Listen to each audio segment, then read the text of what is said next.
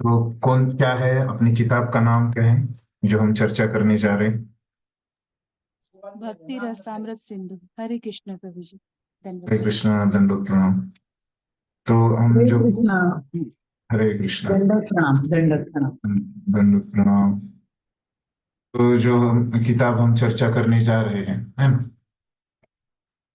तो वो क्या है? भक्ति रसामृत सिंधु। तो पहले हमने तीन किताबें चर्चा की है ना। तो हमने एक किताब की चर्चा की है ना। वो क्या है? ईशोपनिषद, है ना, ईशोपनिषद। फिर और एक हमने किताब की चर्चा की है, कौन सी? उपदेशामृत। उपदेशामृत। हाँ, उपदेशामृत, बराबर है। और एक किया है, और क्या किया है चर्चा? उपदेशामृत और भगवत गीता, भगवत है गीता। ना, बराबर है। तो ये भगवत गीता और उपदेशामृत, है ना, उपदेशामृत,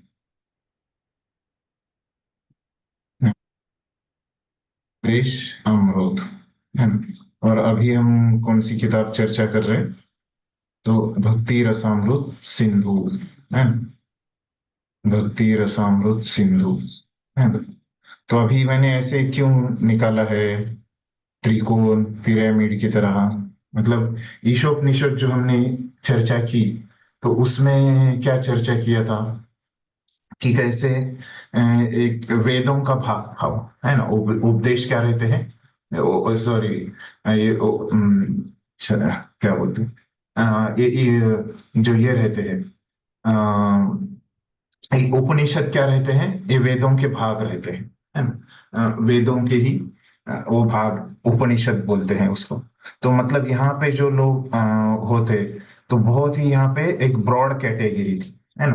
मतलब यहाँ पे जो भक्त आते थे, है ना, ईशोपनिषद में जो बताए जा रहे थे भक्त, है ना, वो बहुत ही वहाँ पे उनका जो क्या विस्तार था, है ना, वहाँ पे जो भक्ति के विषय में बोला गया था, है ना, बहुत ही वहां पे व्यापक था जो दृष्टिकोण था, है ना। तो भगवत गीता में आएंगे तो क्या था? उससे कम व्यापक था, है ना, वेदों से। तो वेदों से कम व्यापकता थी भगवत गीता में। कैसे कम थी? तो देखिए, उपनिषदों में क्या बोला था? भगवान शब्द के बारे में उतना बोला ही नहीं था उधर, है ना।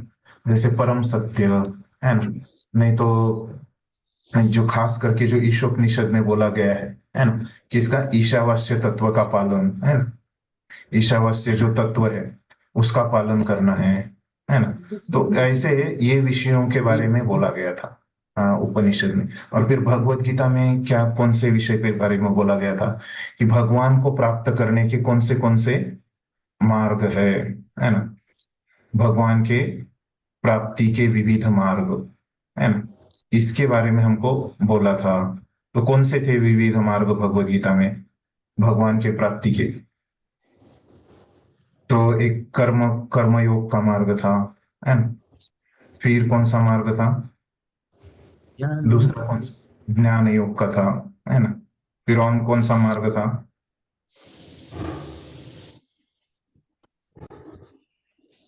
अष्टांग योग।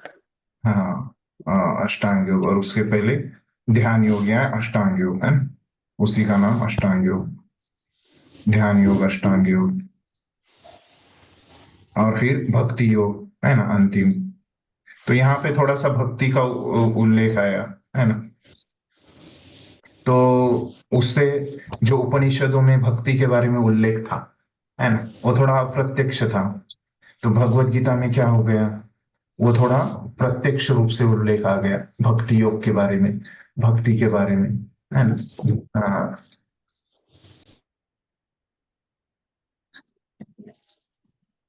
तो आप म्यूट करके रखिए। हाँ, ठीक। तो यहाँ पे थोड़ा सा प्रत्यक्ष रूप से बताया भक्ति योग के बारे में भगवत गीता में। और उससे ज्यादा उपदेशामृत में क्या बताया? पूरा बताया भक्ति के बारे में, है ना, कि कैसे पहले भक्ति की शुरुआत कैसे करनी है ना।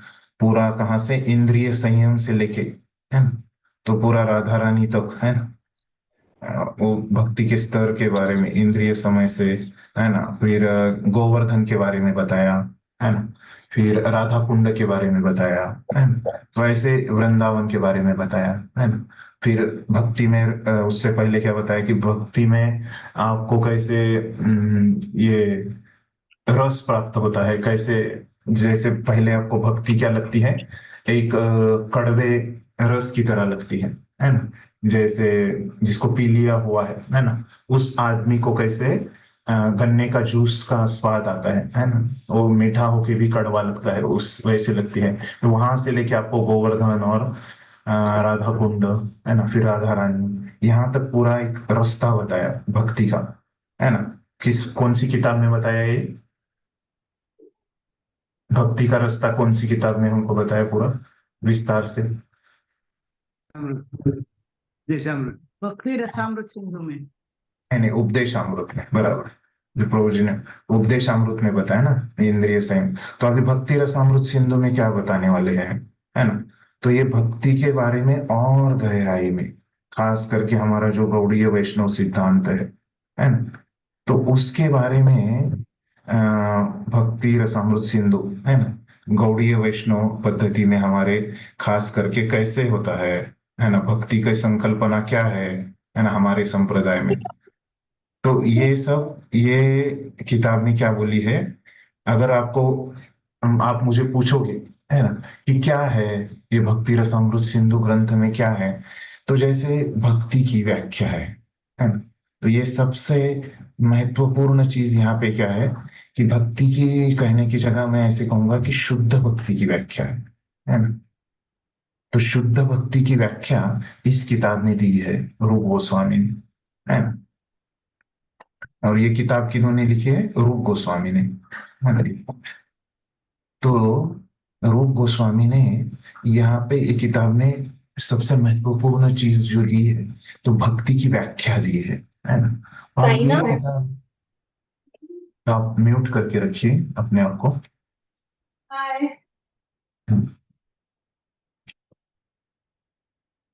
इस किताब में मैं बता रहा था कि भक्ति की व्याख्याएं दी है ना। रूप गोस्वामी ने पहले, सबसे पहले क्या दिया है कि शुद्ध भक्ति की व्याख्या दी है ना। और उसके बाद जो भक्ति में जो भी चीजें लगती है ना, वो सब जो उसके जो आप डिटेल्स है ना, जो भी उसके क्या बोलेंगे उसको, जो भी उसमें चीजें आती है ना भक्ति में, है ना, कि क्या होता है भक्ति रस, क्या होता है ना, ये सब चीजों की व्याख्या दी है ना। तो सब चीजों की ये व्याख्याएं दी गई है इस किताब में ऐसे। तो ये मुख्य विषय है ना, जो भक्ति और भक्ति की जो चीजें हैं, है ना, उन चीजों की इस किताब में आपको व्याख्या देखने को मिलेगी, है ना, भक्ति रसामृत सिंधु में। तो ये एक पॉइंट हो गया कि ये किताब में क्या है ना, आपको पहले पता होना चाहिए, है ना, ये किताब की पढ़ाई करने से पहले। फिर और ये किताब में क्या क्या दिया है ना, तो उसके बारे में हम थोड़ा सा चर्चा करते हैं। और फिर ये किताब, मतलब आपको ये किताब का जो है महत्व समझेगा, है ना। तो पहले बताया कि जैसे भक्ति में अन्य क्या क्या चीजें रहती है ना, जिसकी यहाँ पे मैंने बोला आपको कि व्याख्या। तो हमको पता है कि भक्ति हम क्यों करते हैं, क्यों करते हैं हम भक्ति,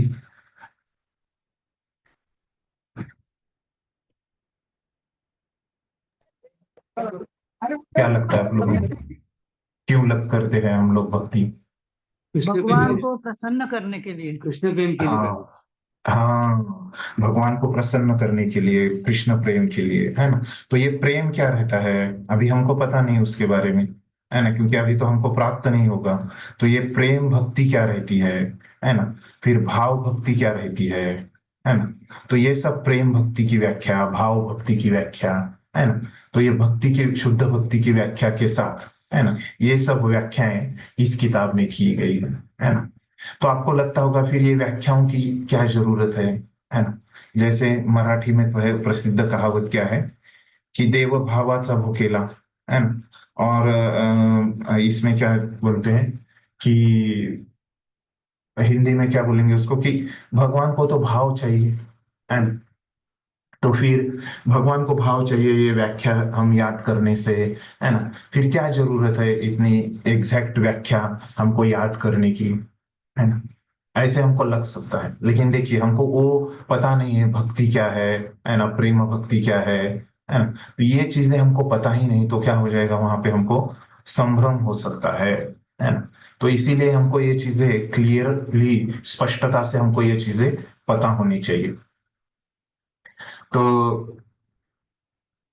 हम्म, तो हमको पता रहता है कि भक्ति मतलब क्या है, कि जैसे कुछ हमको अपेक्षा नहीं रहनी चाहिए भक्ति में, है ना, भगवान से। लेकिन लोगों में बहुत सारी अपेक्षाएं रहती है ना। तो उनको समझता नहीं, है ना, कि उसी तरह से वो भक्ति करते रहते हैं। तो भक्ति बिना अपेक्षा के, जब तक वो भक्ति की व्याख्या नहीं देखेंगे, है ना, तब तक उनको समझेगा नहीं कि हमको कुछ अपेक्षा नहीं रखनी है ना। तो भक्ति में एक ही अपेक्षा होनी चाहिए, वो क्या है कि कृष्ण की प्रसन्नता, है ना। तो कृष्ण की प्रसन्नता, ये हमारी एक ही इच्छा होनी चाहिए। ये जब तक हम भक्ति की व्याख्या हम देखेंगे नहीं, है ना, तब तक क्या रहेगा, हमारी अन्य इच्छाएं चलती ही रहेगी, है ना। तो हमको सबको शुद्ध भक्ति करने की इच्छा रहती है, लेकिन क्या होता है, जाने अनजाने में हमारी बहुत सारी अपेक्षाएं रहती है ना। तो जब हम ये समझेंगे कि कृष्ण की प्रसन्नता, है ना, एक ही जो भक्ति का उद्देश्य रहना चाहिए, तभी हमारी भक्ति शुद्ध होती है ना? तभी हम ये अन्य इच्छाएं छोड़ेंगे, है ना? तो ये महत्व है कि इसके बारे में, ये व्याख्याओं के बारे में जानने का, है ना। तो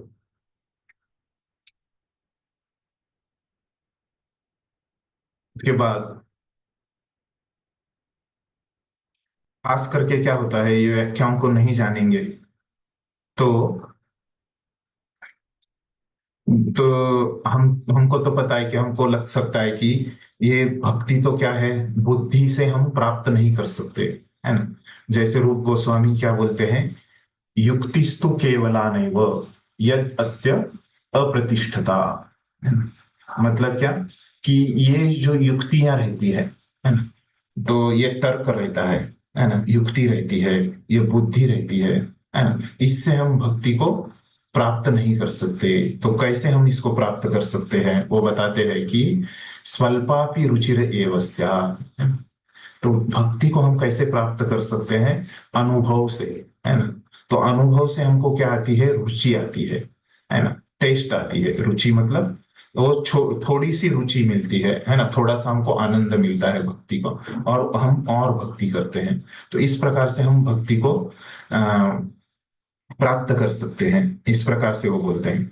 और फिर इसी में भक्ति रसामृत सिंधु में वो आगे क्या बोलते हैं कि शास्त्र युक्तो च निपुणो, है ना। तो जो भक्त शास्त्र युक्ति में निपुण होता है ना, तो भक्ति के वो अधिकारी बोलते हैं, है ना। तो अधिकारी मतलब क्या है, कि कौन सा ऐसा व्यक्ति है जो भक्ति को प्राप्त कर सकता है ना। तो उसके गुण बताते हैं, है ना। तो अधिकारी कितने प्रकार के होते हैं, तो 3 प्रकार के अधिकारी वो बताते हैं। तो कौन से 3 प्रकार के, कनिष्ठ, है ना, मध्यम और उत्तम, है ना, इस प्रकार के। जो तो उत्तम मतलब सबसे अच्छा जो अधिकारी है ना, कौन सा अधिकारी है, वो भक्ति को प्राप्त करने का, है ना। तो भक्ति को प्राप्त करने का जो उत्तम अधिकारी है, तो उसके बारे में उसका गुण बताते हैं, वो क्या है, शास्त्र युक्तो जो निपुण, है ना। तो शास्त्र पे युक्ति करने के लिए निपुण मतलब क्या रहता है, वो एक्सपर्ट रहता है ना, बहुत ही उसमें दक्ष रहता है, निपुण मतलब, है। तो शास्त्र पे युक्ति करने पे वो क्या रहता है, भक्त, उत्तम अधिकारी भक्त जो है वो निपुण रहता है ना। इस प्रकार से ये भी गुण बताते हैं। तो यहाँ पे हमको विरोधाभास लग सकता है ना। यहाँ पे तो बताया कि ये शास्त्र युक्त जो निपुण रहेगा तो उसको भक्ति प्राप्त हो जाएगी, है ना। और वहां पे क्या बोला कि युक्तिस्तु केवल केवला नहीं वो, है ना, यदस्य अप्रतिष्ठता, है ना, पहले ऐसे बोला था उन्होंने। तो फिर क्या है, तो वो बोलते हैं कि युक्ति से तो भक्ति प्राप्त हो सकती है। तो यहाँ पे विरोधाभास है क्या? तो आचार्य अपने बताते हैं इसका उत्तर कि नहीं, यहाँ पे विरोधाभास नहीं है ना। तो वो बताते हैं आचार्य कैसे है। तो ये युक्ति जो है ना, हम अपनी बुद्धिमत्ता से करते हैं, है ना। तो ये युक्ति और ये तर्क, है ना, युक्ति और तर्क, है ना, ये हमको इस्तेमाल अगर हम कर रहे हैं, जब तक हम इसको भक्ति के अनुकूल है ना, तब तक ये बहुत इसको हम, जब तक ये भक्ति को समझने में हम इसका इस्तेमाल कर रहे हैं, युक्ति और तर्क का, है ना, तब तक ये बहुत अच्छा है ना। और ये बुद्धि, युक्ति और तर्क अपने आचार्य बताते हैं, यही तो मनुष्यों और प्राणियों में भेद है ना।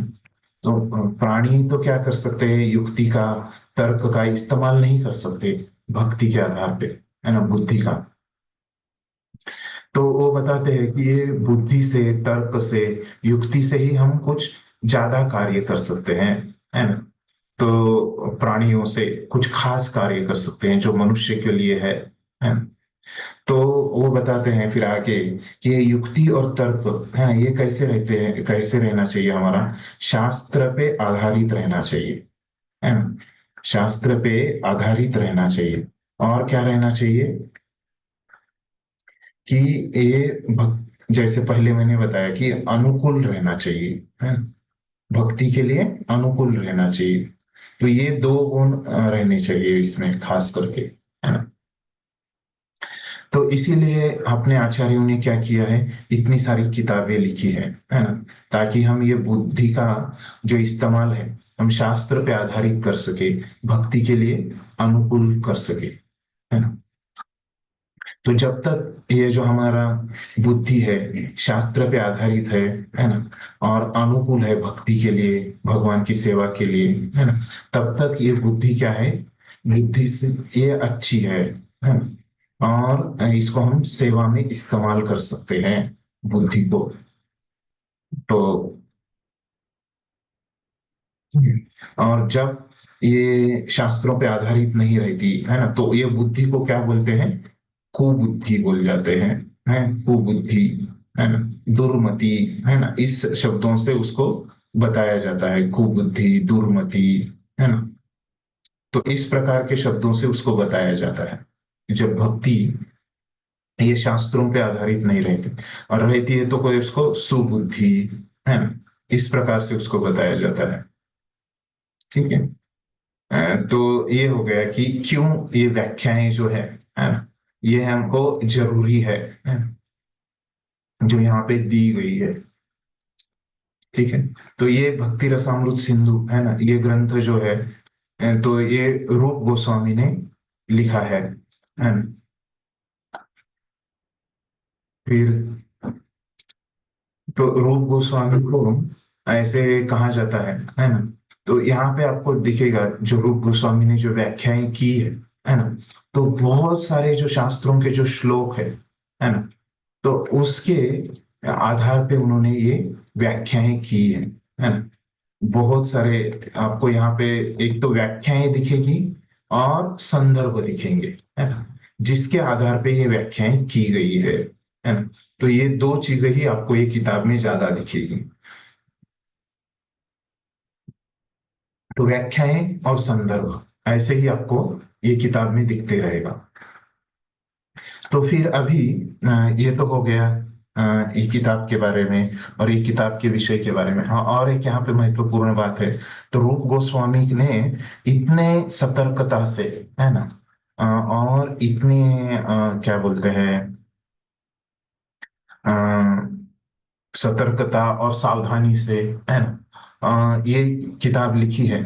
तो तो उनको क्या लगा है, और इतनी वो मेहनत करते थे, है ना, हमको पता है कि वो गोस्वामी जो है, तो खाना पीना सोना, है ना, ये सब कितने समय में करते थे, वो दिन के 2 घंटे में ही करते थे, है ना। तो 2 घंटे में ही वो क्या करते थे, पूरा जो खाना पीना सोना है ना, ये सब चीजें करते थे। पूरे 22 घंटे वो क्या करते थे, पूरा भक्ति करते थे, किताबें लिखते थे, हरि नाम का जप करते थे। मतलब बिल्कुल समय वो व्यर्थ नहीं गवाते थे।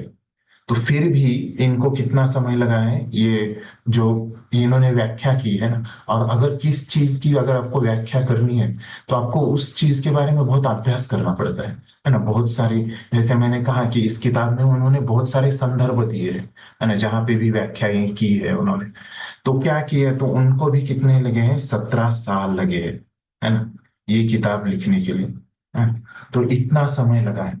तो ये व्याख्याएं सब लिखने के लिए रूप गोस्वामी, है ना, तो बहुत मेहनत की है। कहने की मुझे बात यहाँ पे ऐसे है कि उन्होंने ये किताब के ऊपर बहुत मेहनत की है ना, तभी ये किताब हमको प्राप्त हुई है ना। ये कोई सर्वसाधारण किताब नहीं है, भक्ति रसामृत सिंह, है ना। तो ये बहुत विशेष किताब है, जिसमें हमको भक्ति की व्याख्याएं हमको मिल रही है ना, बहुत सरलता से। और खास करके हम यहाँ पे प्रभुपाद के लिए हमने कृतज्ञ होना चाहिए, है ना। तो उन्होंने ये जो हम कभी सोचे भी नहीं होंगे सपने में भी, है ना, ये किताब के बारे में, भक्ति की व्याख्याएं के बारे में, तो प्रभुपाद ने इसका सरल एक अंग्रेजी भाषा में अनुवाद किया है। तो ये हो गया मुख्य भक्ति रसामृत सिंधु ग्रंथ के बारे में, है ना। तो अभी हम आते हैं जो प्रभुपाद ने जो ग्रंथ लिखा है ना, भक्ति रसामृत सिंधु, वो क्या है, वो हम समझ के लेते हैं, है ना। तो ये जो मूल ग्रंथ है रूप गोस्वामी ने लिखा, है ना, उसके बारे में मैंने थोड़ा सा बताया। तो अभी प्रभुपाद ने जो ग्रंथ लिखा है ना, तो प्रभुपाद ने भगवत गीता कैसे लिखी है, जो कृष्ण ने अर्जुन को भगवत गीता बताई, है ना, तो किस तरह से बताई, आपने भगवत गीता का अभ्यास किया, है ना। तो कृष्ण अर्जुन इन दोनों में जो भगवत गीता की चर्चा हुई, तो कौन सी भाषा में हुई वो चर्चा, संस्कृत। हम्म, तो संस्कृत में चर्चा हुई, है ना। और तो क्या है, और उनकी जो चर्चा हुई वो पूरी 700 श्लोकों में हुई, बराबर। तो प्रभुपाद ने जो भगवत गीता लिखी है ना, तो उसमें क्या किया है, वो मूल श्लोक भी दिए हैं, है ना। फिर उस श्लोकों का क्या दिया है प्रभुपाद ने, शब्दार्थ भी दिए हैं, है ना, अपने इसमें भगवत गीता में। और फिर क्या दिया है, आपको तात्पर्य भी दिया है ना, वो उसमें से हमने क्या बोध लेना चाहिए भगवत गीता का। लेकिन अभी तो ये जो रूप गोस्वामी ने किताब लिखी है ना, कौन सी, भक्ति रसामृत सिंधु, है ना, तो वो कैसे लिखी उन्होंने, ये भी उन्होंने संस्कृत में लिखी, है ना। लेकिन प्रभुपाद ने क्या किया है, ये इसमें ये किताब में संस्कृत श्लोक नहीं दिए हैं, है ना। तो श्लोक नहीं दिए हैं, ये जो किताब लिखी है, तो उसमें क्या दिया है प्रभुपाद ने, शब्दार्थ भी नहीं दिए हैं, है ना। तो ये दोनों चीजें नहीं दी है भक्ति रसामृत सिंधु, है। भक्ति रसामृत सिंधु में ये दोनों चीजें नहीं दी है प्रभुपाद ने। और फिर तात्पर्य की जगह क्या दिया है प्रभुपाद ने, भावार्थ, है ना, मतलब वो श्लोकों का अर्थ दिया है, और कुछ कुछ थोड़ा थोड़ा तात्पर्य दिया है ना? तो ये सब मिला के दिया है, मिक्स, ये भावार्थ और तात्पर्य की प्रभुपाद ने यहाँ पे खिचड़ी बनाई है ना। तो दोनों मिला के खिचड़ी, मतलब दोनों मिला के हमको यहाँ पे ऐसे लिखा है, कैसे, अध्यायों के रूप में, है ना। अध्याय, और मतलब और उसमें क्या बनाया है प्रभुपाद ने, एक इंट्रोडक्शन भी बनाया है ना।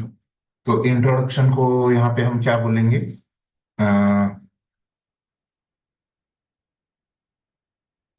है ना, एक मिनट, परिचय। परिचय है, परिचय, हाँ। तो यहाँ पे ये किताब में आप देखेंगे, हाँ, तो ये जो प्रीफेस को भूमिका बोलते हैं, है ना। और ये इंट्रोडक्शन मतलब क्या है, प्रस्तावना, है ना। तो ये जो प्रस्तावना है, यहाँ से जो हिंदी किताब में आपको ये प्रस्तावना दिखेगा, तो ये प्रस्तावना से ही रूप गोस्वामी की किताब चालू होती है। जो रूप गोस्वामी ने किताब लिखी है ना, ये प्रस्तावना से ही वो चालू होती है। ये तो उन्होंने जो मंगलाचरण किया है ना, रूप गोस्वामी ने, वो यहाँ पे प्रभुपाद ने लिखा है। तो इस प्रकार से और ये भूमिका क्या लिखी है, तो जैसे अभी मैंने जो कुछ शब्द जो वरिष्ठ भक्तों से मैंने सुने हैं, है ना, ये किताब के बारे में, और जो मुझे समझे है ये किताब पढ़ने के बारे में, है ना। तो जैसे मैंने बताया कि ये किताब में क्या है, व्याख्याएं हैं, है ना, और ये किताब भक्ति के बारे में है ना, इस प्रकार से मैंने बताया। तो प्रभुपाद को ये किताब के बारे में क्या लगता है ना, ये उन्होंने भूमिका में दिया है ना। तो प्रभुपाद का क्या समझ था, है ना। तो प्रभुपाद की जो समझ है ये किताब के बारे में, है ना, वो कहाँ दी है प्रभुपाद ने, ये भूमिका में हमको समझाई है ना, ये किताब के बारे में उनको क्या लगता है। ठीक है। तो इस प्रकार से ये हो गया भूमिका, है ना। और ये प्रभुपाद ने इस किताब को क्या नाम दिया है, तो अभी हिंदी में तो क्या हो जाएगा, दोनों एक ही हो जाएगा, है ना। लेकिन अभी आप यहाँ पे इंग्लिश में देखेंगे, है ना। तो इंग्लिश में मैं दिखाता हूँ कि कैसे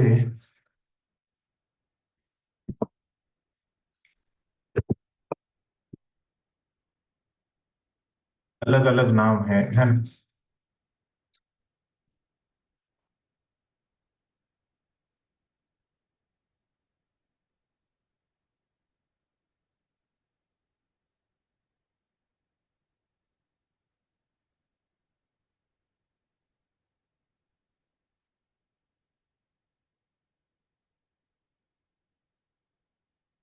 तो देखिए यहाँ पे दिख रहा है इसको, हाँ। तो क्या बोल रहे हैं, द प्रभुपाद ने जो किताब को नाम दिया है, उसको नाम क्या दिया है प्रभुपाद ने इंग्लिश में, तो प्रभुपाद ने तो मूल इंग्लिश में लिखी थी ये किताब, है ना। तो उस समय उन्होंने नाम क्या दिया, द नेक्टर ऑफ डिवोशन, है ना। तो इसका अर्थ देखेंगे हम, नेक्टर, डिवोशन, है ना, सब। और उसके नीचे क्या लिख रहा है, द कंप्लीट साइंस ऑफ भक्ति योगा, है ना। तो भक्ति योग का पूरा जो विज्ञान है ना, जो ये इस किताब में लिखा गया है। और ये किताब क्या है, प्रभुपाद की समरी स्टडी ऑफ श्रील रूप गोस्वामी भक्ति रसामृत सिंधु, है ना। तो इंग्लिश में ऐसे ये दो अलग अलग नाम होते हैं, है ना। तो रूप गोस्वामी की किताब का नाम क्या है, भक्ति रसामृत सिंधु, है ना। तो मैं ग्रुप में भेजूंगा आज, है ना, कि उसके, नहीं तो अभी भेज देता हूँ कि आपको समझ में आ जाएगा, मतलब कि किस प्रकार से ये किताब जो ओरिजिनल है ना, जो रूप गोस्वामी ने लिखी है ना, उसमें सिर्फ श्लोक श्लोक ही दिए है ना? जैसे भगवत गीता का जो मूल रूप है ना, और उसमें क्या दिया है, सिर्फ श्लोक ही है ना। तो उस प्रकार से इसमें ये रूप गोस्वामी ने जो किताब लिखी है ना, उसमें श्लोक ही दिए हैं,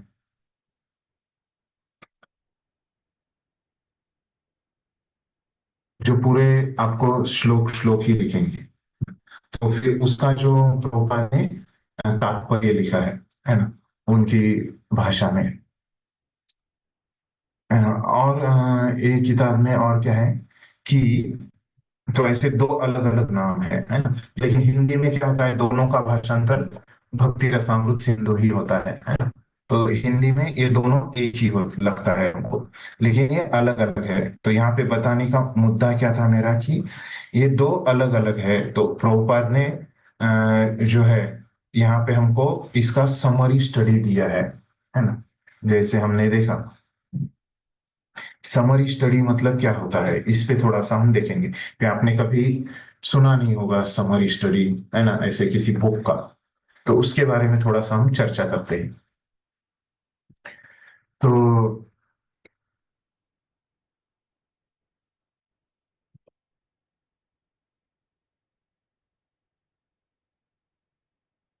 तो ये बताया कि ये जो नेक्टर ऑफ डिवोशन है ना? मतलब जो इंग्लिश में प्रभुपाद ने उसको शॉर्ट में क्या बोलते हैं, NOD बोलते हैं, है ना, नेक्टर ऑफ डिवोशन, है। तो ये क्या है, जो रूप गोस्वामी की किताब है ना, कौन सी किताब है? भक्ति रसामृत सिंधु। उसका क्या है ये, उसके ऊपर क्या है, समरी स्टडी है। मतलब क्या है उसका संक्षिप्त में, समरी है ना, सारांश। संक्षिप्त में समरी मतलब क्या है, सारांश में लिखा है प्रभुपाद ने, है ना, उसका पूरा सार दिया है, उसी को समरी बोलते हैं, सारांश में ये सब लिखा है। तो फिर ऐसे सारांश में कोई लिखता है ना, तो उसका क्या फायदा होता है? देखिए, भले ही प्रभुपाद ने श्लोक नहीं दिए इसमें, भक्ति नेक्टर ऑफ डिवोशन में, है ना, नेक्टर, तो लेकिन वो क्या किया है कि उन्होंने जो भी दिया है रूप गोस्वामी, है ना, जो संस्कृत में है, उसको बस इंग्लिश में किया प्रभुपाद ने, है ना। लेकिन ऐसे नहीं कि अपने मन से कुछ डाला है ना, उन्होंने जो बताया है उसका ही सारांश प्रभुपाद ने इसमें दिया है ना। तो एक तरह से क्या हो गया, प्रभुपाद ने जो हमको करके दिया है ना, सारांश में हमको ये किताब का करके दिया प्रभुपाद ने, तो हमको क्या हो गया कि आसान हो गया, है ना, ये किताब पढ़ना। नहीं तो जैसे भगवत गीता में किया, भागवतम में किया प्रभुपाद ने, है ना, श्लोक भी दिए, शब्दार्थ भी दिए, है ना, और फिर तात्पर्य भी दिए। तो यहाँ पे हमको एकदम कम समय में हम इसको पढ़ सकते हैं, ये एक हमको इसका लाभ हो जाएगा, है ना।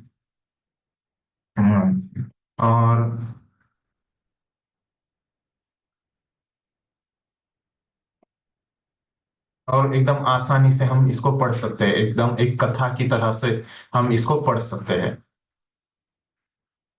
और प्रभुपाद को भी क्या हो गया, एक स्वतंत्रता मिल गई बताने के लिए, है ना, उनके शिष्यों को बताने के लिए। एक थोड़ा सा एक वहां पे एक प्रभुपाद को एक मतलब जो उनको बताना है वो बता सकते हैं एकदम आसानी से, जो आवश्यक है ना। खास करके उनके जो अमेरिकी शिष्य थे, है ना, उनके लिए जो खास करके जो आवश्यक है ना, उनके हिसाब से, तो वो प्रभुपाद वहां पे बता सकते हैं, है ना। और प्रभुपाद को जो चीजें के ऊपर, जो चीजें प्रभुपाद को विस्तार से बतानी है ना, वो चीजें प्रभु जो महत्वपूर्ण है उनको शिष्यों के लिए, वो प्रभुपाद विस्तार से बता सकते हैं। और जो चीजें उनको क्या है, संक्षिप्त में बतानी है ना, तो वो चीजें प्रभुपाद क्या कर सकते हैं, संक्षिप्त में बता सकते हैं, है ना। तो ये फायदा हो गया ऐसे सारांश में बताने का, है ना। जो महत्वपूर्ण लगता है प्रभुपाद को, वो प्रभुपाद बता सकते हैं। लेकिन क्या है, वैसे अगर पूरा वैसे के वैसा यथारूप अगर लिखते प्रभुपाद, तो जहाँ पे रूप गोस्वामी ज्यादा फोकस कर रहे हैं, तो वहां पे ही उनको फोकस करना पड़ता। तो ये भी एक इसका फायदा है। तो और इसका परिणाम क्या हो गया कि देखते हैं कि हम, कि प्रभुपाद की ये जो किताब है ना, ये लोग ज्यादा पढ़ते हैं, है ना। भले ही गोस्वामी की जो मूल किताब है उससे ये ज्यादा पढ़ते हैं, भी आसान है, प्रभुपाद ने इसका समरी स्टडी दिया है। तो इसका अर्थ ऐसे हो गया क्या, कि फिर हमने रूप गोस्वामी ने जो मुख्य किताब दी है संस्कृत में, है ना, और उसके ऊपर टीका लिखी है किसने, जीव गोस्वामी ने और विश्वनाथ चक्रवर्ती ठाकुर ने, है ना, दोनों ने मिलके, विश्वनाथ चक्रवर्ती ठाकुर ने तो उसके ऊपर दो टीकाएं लिखी, है ना। तो ऐसे तीन टीकाएं हैं, किसके ऊपर, जो मूल भक्ति रसामृत सिंधु है ना, उसके ऊपर। तो विश्वनाथ चक्रवर्ती ठाकुर, है ना, विश्वनाथ चक्रवर्ती ठाकुर ने कितनी लिखी है, दो टीकाएं लिखी है। और जीव गोस्वामी ने कितनी लिखी है, एक टीका लिखी है ना। तो ऐसे कुल मिला के तीन टीकाएं हैं उनके ऊपर। तो इसका अर्थ ऐसे हुआ क्या कि हमने ये टीकाएं पढ़नी ही नहीं चाहिए, रूप गोस्वामी की जो किताब है ना, वो हमको पढ़नी ही नहीं चाहिए, है ना। तो इस्कॉन भक्तों ने जो प्रभुपाद की किताब है वही पढ़नी चाहिए, और जीव गोस्वामी को ने जो ये किताब दी है मूल, है ना, वो नहीं पढ़नी चाहिए, ऐसे है क्या? तो वैसे नहीं है, हम कैसे समझ सकते हैं? तो प्रभुपाद की इच्छा थी कि हम जीव गोस्वामी की भी किताब पढ़े, है ना, ये हम समझ सकते हैं। जैसे प्रभुपाद ने हमको क्या दिया है, भागवतम का दशम स्कंद भी दिया है ना, भागवतम का दशम स्कंद भी हमको दिया है। और फिर क्या दिया है उसका, दशम स्कंद का सार के रूप में क्या दिया प्रभुपाद ने हमको? कृष्णा बुक। हाँ, कृष्णा बुक भी दिया है ना। कृष्णा पूर्ण पुरुषोत्तम भगवान, है ना। तो ये दोनों किताबें प्रभुपाद ने दी है ना। तो उसी प्रकार से ये भक्ति रसामृत सिंधु, है ना, ये क्या है, मूल है ना। और उसके ऊपर जो प्रभुपाद ने लिखा है वो क्या लिखा है, एनओडी, है ना। तो एनओडी मतलब क्या है, नेक्टर ऑफ डिवोशन, है। तो तो ऐसे है, ये दोनों में ऐसे संबंध है, जैसे भागवतम के दशम स्कंद और कृष्णा बुक में संबंध है ना। कृष्णा बुक क्या है, उसका सारांश में है। तो उसी प्रकार से ये यनोडी जो है, ये भक्ति रसामृत सिंधु का क्या है, सार है ना। तो जैसे प्रभुपाद को कृष्णा बुक भी उनके शिष्य पढ़े, ऐसी उनकी इच्छा थी, और भागवतम का दशम स्कंद भी पढ़े, है ना। तो उसी प्रकार से यहाँ पे भक्ति रसामृत सिंधु, है ना, ये भी ग्रंथ हमने पढ़ना चाहिए, है ना। ऐसे प्रभुपाद की इच्छा है। और एन एक्टर ऑफ डिवोशन, है ना, ये भी हमने पढ़ना चाहिए, है ना, जो प्रभुपाद ने उसके ऊपर आधारित दिया है। तो इस प्रकार से है। हम्म, तो इस प्रकार से ये किताब के बारे में है ना, सब जानकारी। तो समझ में आ गई कि ये किताब में क्या दिया है, क्या विषय है ना। इसमें और गहराई में जाएंगे, है ना। ये किताब के बारे में जैसे अभी हम, ये मैंने कहा कि प्रस्तावना से, है ना, प्रस्तावना से आपको क्या दिखेगा, ये किताब शुरू होती है ना। ऐसे नहीं कि पहले अध्याय से लिखती है, क्योंकि ये समरी स्टडी है ना। तो यहाँ प्रस्तावना से ही ये किताब चालू होती है। और भूमिका क्या है, प्रभुपाद के शब्द है भूमिका, है ना। तो प्रभुपाद को ये किताब के बारे में जो लगता है ना, वो उन्होंने यहाँ पे बताया है हमको भूमिका में। ठीक है, तो अभी हम भूमिका में चले। यहाँ तक अभी सबको समझ में आ गया, कुछ शंका, कुछ समझा नहीं, ऐसे कुछ है। हरे कृष्णा प्रभु जी। हाँ हाँ, बोलिए।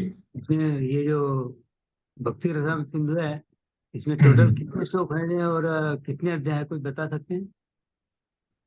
इसमें वो हम चर्चा करेंगे, प्रस्तावना में ये सब दिया है ना। Yes sir. श्लोकों की संख्या नहीं दी है, काउंट यस नहीं सर। की है, हाँ, हमको काउंट करनी पड़ेगी। बाकी सब चीजें दी है, जैसे ओके इसके सर। विभाग कितने हैं, और इसमें अध्याय कितने हैं, है ना, ये सब चीजें दिया है। श्लोक ओके कितने हैं वो नहीं दिया है, वो हमको ओके। देखो, हरे मैंने कृष्ण। आपको भेजा है, वो फिर हरे काउंट कृष्ण। करना पड़ेगा, है ना।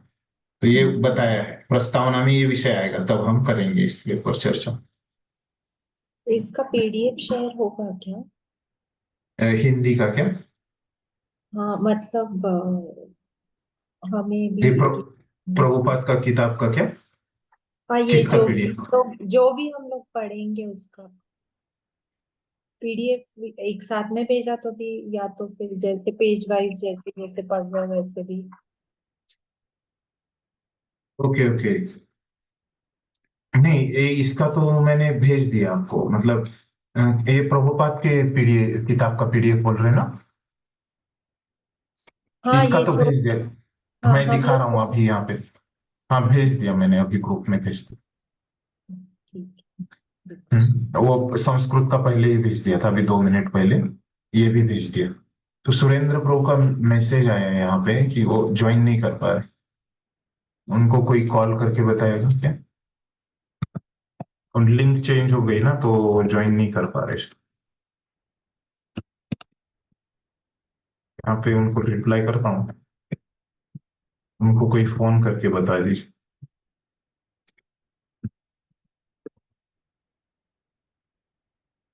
उनका मैसेज आया है, साक्षात हरि तो। ठीक है, अभी यहाँ पे दिख रहा है। तो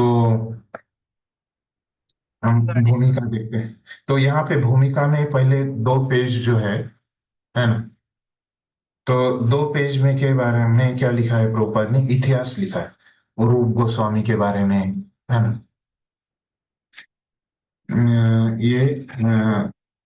ये जो भाई थे सनातन गोस्वामी, है ना, इनके बारे में तो पूरे ये 7 पेज का है ना। ये जो है भूमिका है, उसमें 2 पेज उन्होंने इतिहास लिखा है ना। तो एक कथा के रूप में है ना।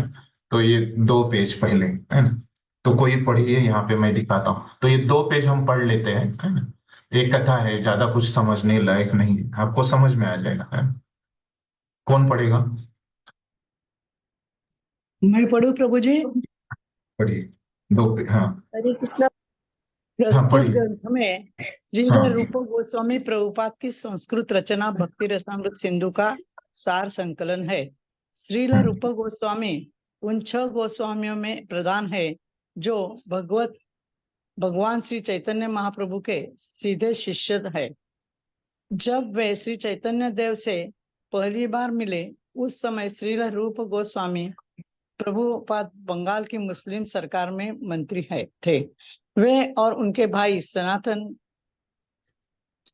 नवाब हुसैन शाह के साकार मलिक और दबीर खास नाम से प्रसिद्ध वरिष्ठ मंत्री थे। उस समय आज से 500 वर्ष पहले हिंदू समाज बड़ा रूढ़िवादी था। यदि कोई ब्राह्मण जाति का व्यक्ति मुस्लिम शासक में सेवा कार्य स्वीकार कर लेता है तो उसे ब्राह्मण समाज से निष्कासित कर दिया जाता।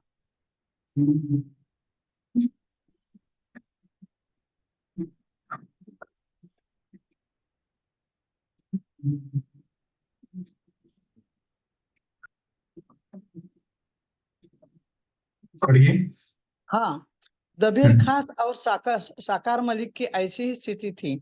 यद्यपि उनका जन्म उच्च सारस्वत ब्राह्मण जाति में हुआ था, पर वहां की सरकार में मंत्री पद ग्रहण कर लेने से उन्हें समाज ने निष्कासित कर दिया था। भगवान श्री चैतन्य महाप्रभु ने कृपा करके दोनों महापुरुषों को अपना शिष्य बना लिया और उन गोस्वामी पद पर आरूढ़ कर दिया, जो ब्राह्मण संस्कृति की सर्वोच्च अवस्था है।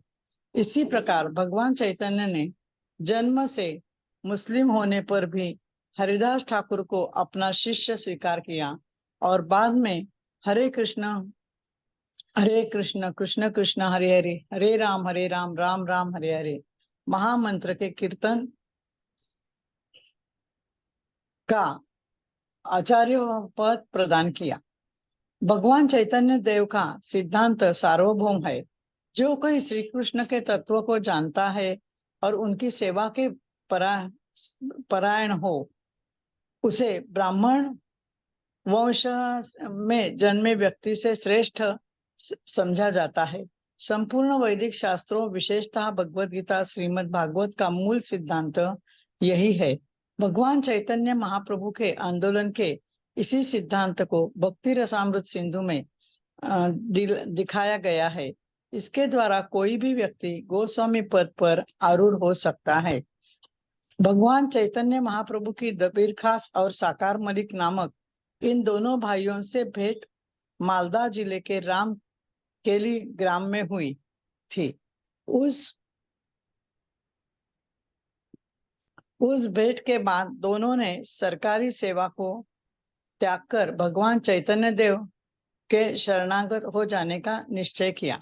यही दबीर खास परवर्ती काल में रूप गोस्वामी कहलाए। उन्होंने अपने पद से त्याग पत्र दे दिया और सेवा काल में जितना धन संचित किया था उसे लेकर चल पड़े। चैतन्य चरितामृत में वर्णन है कि स्वर्ण मुद्राओं के रूप में उनका संचित धन करोड़ों रुपयों तक का था और उससे एक बड़ी नाव भर गई। उन्होंने अपने इस धन का बड़े ही आदर्श रूप से विभाजन किया, जिसका भक्तों को विशेष रूप से और मानवता को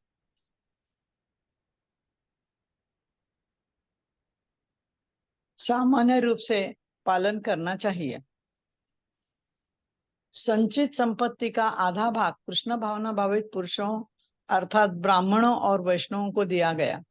25% बंधु बांधवों में वितरित हुआ और शेष 25% आपातकाल और निजी कठिनाइयों के लिए रख छोड़ा। बाद में जब साकार मलिक ने भी त्याग पत्र देना चाहा तो नवाब बहुत उद्विग्न हुआ और उन्हें जेल में डाल दिया।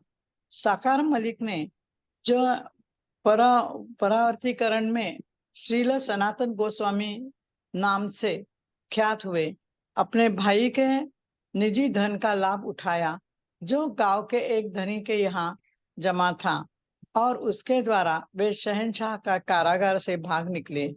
इस प्रकार वे दोनों भगवान श्री चैतन्य महाप्रभु के साथ सम्मिलित हो गए। श्रील रूप गोस्वामी सर्वप्रथम भगवान चैतन्य से प्रयागराज में मिले और उस पावन नगरी के दशाश्वमेध घाट पर भगवान ने उन्हें निरंतर 10 दिन तक सदुपदेश दिया। भगवान चैतन्य देव ने उन्हें विशेष रूप से कृष्ण भावना विज्ञान की शिक्षा दी। भगवान चैतन्य देव द्वारा श्रील रूप गोस्वामी प्रभुपाद को दी गई इस शिक्षा का वर्णन हमारे श्री चैतन्य महाप्रभु का शिक्षामृत नामक ग्रंथ में है।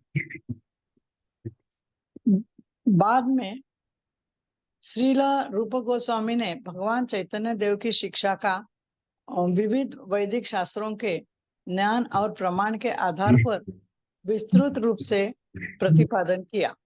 6 गोस्वामियों के चरणों में श्रील श्रीनिवासाचार्य की प्रार्थना में उल्लेख है कि वे सब महापंडित थे। उन्हें केवल संस्कृत का ही ज्ञान नहीं था, वरना वे फारसी और अरबी आदि विदेशी भाषाओं में भी पारंगत थे। श्री चैतन्य महाप्रभु के मत को प्रामाणिक वैदिक ज्ञान के आधार पर स्थापित करने के लिए उन्होंने संपूर्ण वैदिक शास्त्रों का गंभीर विचार पूर्वक अध्ययन किया था। वर्तमान कृष्ण भावनामृत आंदोलन भी श्रील रूप गोस्वामी प्रभुपाद की प्रामाणिकता पर आधारित है। अतएव हमें प्रायः रूपानुग अर्थात श्रील रूप गोस्वामी प्रभुपाद के चरण चिन्हों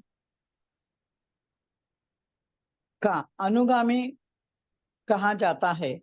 हमारे मार्गदर्शन के लिए ही श्रील रूप गोस्वामी ने इस भक्ति रसामृत सिंधु नामक ग्रंथ की रचना की। जो व्यक्ति कृष्ण भावनामृत आंदोलन में संलग्न है वे इस महान ग्रंथ का लाभ उठाइए और बड़ी दृढ़ता के साथ कृष्ण भावना में स्थिर हो जाए। धन्यवाद माता जी। माता जी, हाँ, यहाँ पे हम रुकते। अभी यहाँ से ये इतिहास जो है, कथा है, वो पूरी होती है। धन्यवाद।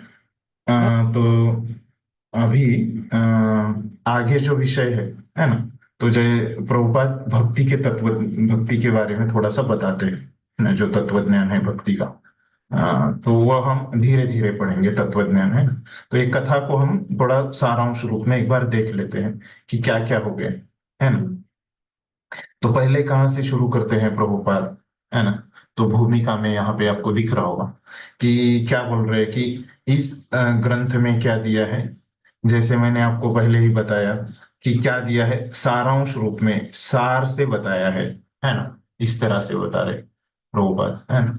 सार संकलन किया है। किसका सार लिया है, कौन सी किताब का सार लिया है ये किताब में प्रभुपाद ने?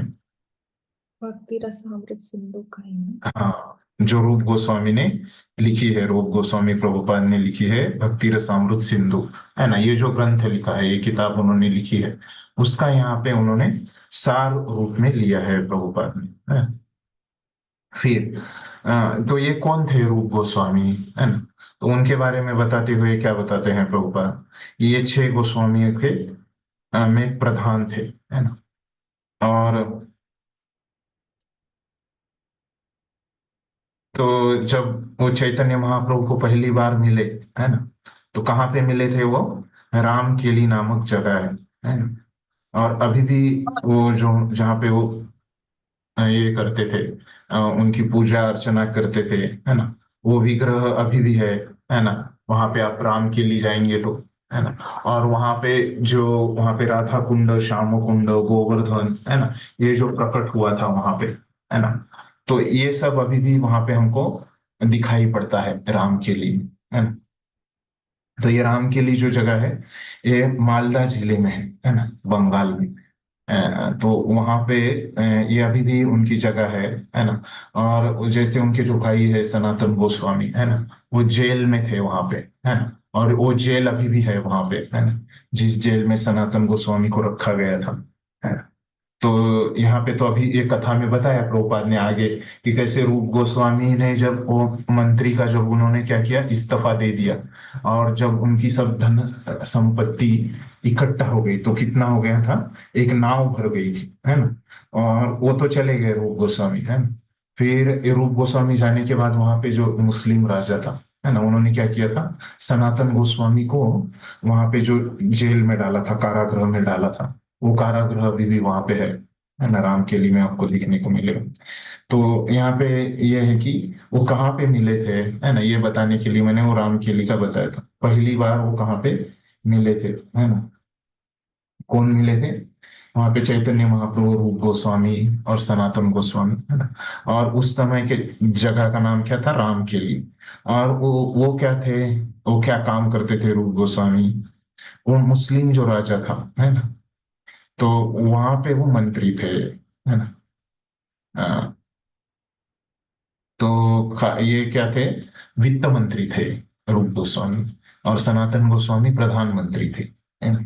तो ये महत्वपूर्ण दो मंत्री जो रहते हैं, तो ये दो भाई इसकी भूमिका निभाते थे, है ना। जो कोई भी एक अ, मंत्रिमंडल में रहते हैं, है ना। और तो फिर जैसे ये राजा मुस्लिम था, तो उन्होंने क्या किया था, उनका धर्म बदल के, है ना, ये जो हिंदू थे पहले, है ना, तो उनका नाम क्या रखा था उन्होंने, साकार मलिक, है ना। तो साकार मलिक उनके भाई का नाम था, सनातन गोस्वामी का। और उनका नाम क्या रखा था, डबीर खास, है ना।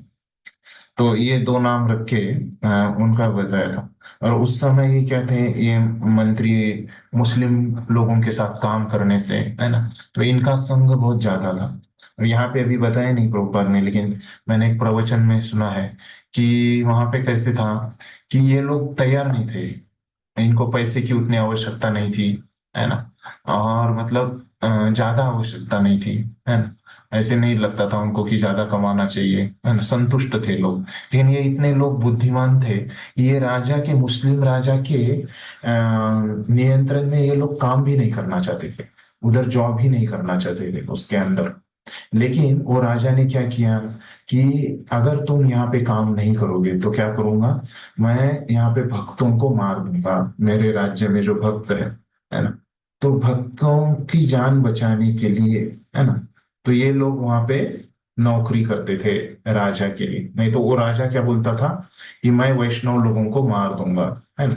इसलिए वो यहाँ पे जबरदस्ती करते काम करते थे, ऐसे नहीं कि उनको पैसे चाहिए या और कुछ उनको चाहिए था। तो उसके बाद तो प्रभुपाद यहाँ पे बताते हैं कि कैसे ब्राह्मण लोग जो है ना, उनको हिंदू नहीं मानते थे, क्योंकि उनका जो मुस्लिम लोगों के साथ उनका जो संग था, है ना, समय, उस समय वो जो परिस्थिति थी, है ना, वो प्रभुपाद ने बताई है। लेकिन प्रभुपाद बोलते हैं, है ना, जो भक्त रहते हैं वो क्या रहते हैं वास्तव में, ये ब्राह्मणों से बढ़ के रहते हैं, है ना। तो क्या रहते हैं, ब्राह्मण संस्कृति की सर्वोच्च अवस्था रहते हैं, इस प्रकार से प्रभुपाद बताते हैं, है ना। तो ये ब्राह्मणों से भी बढ़ के रहते हैं। तो उदाहरण क्या है, तो चैतन्य महाप्रभु ने हमको खास करके ये सिखाया है ना।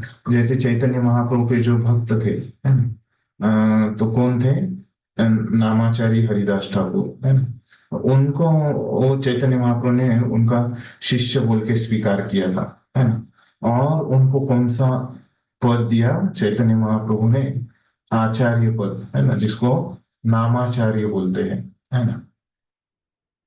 और ये जो हरिदास ठाकुर ने कहना है, तब उस समय एक अद्वैत आचार्य घर में, अद्वैत आचार्य, है ना, इनके घर में जो प्रोग्राम था, है ना, तो उसमें क्या करते हैं अद्वैत आचार्य, जो ब्राह्मणों को स्थान दिया जाता है ना, वो स्थान क्या करते हैं, हरिदास ठाकुर को प्रदान करते हैं, है ना। क्यों ऐसे, कि दिखाने के लिए कि वैष्णव जो रहता है ना, ये क्या रहता है, ब्राह्मण से बढ़ के रहता है ना। तो ये तत्व दिखाने के लिए किस प्रकार से अद्वैत आचार्य ने भी उनको क्या दिया था, कि सर्वोच्च स्थान दिया था, है ना? ठीक है।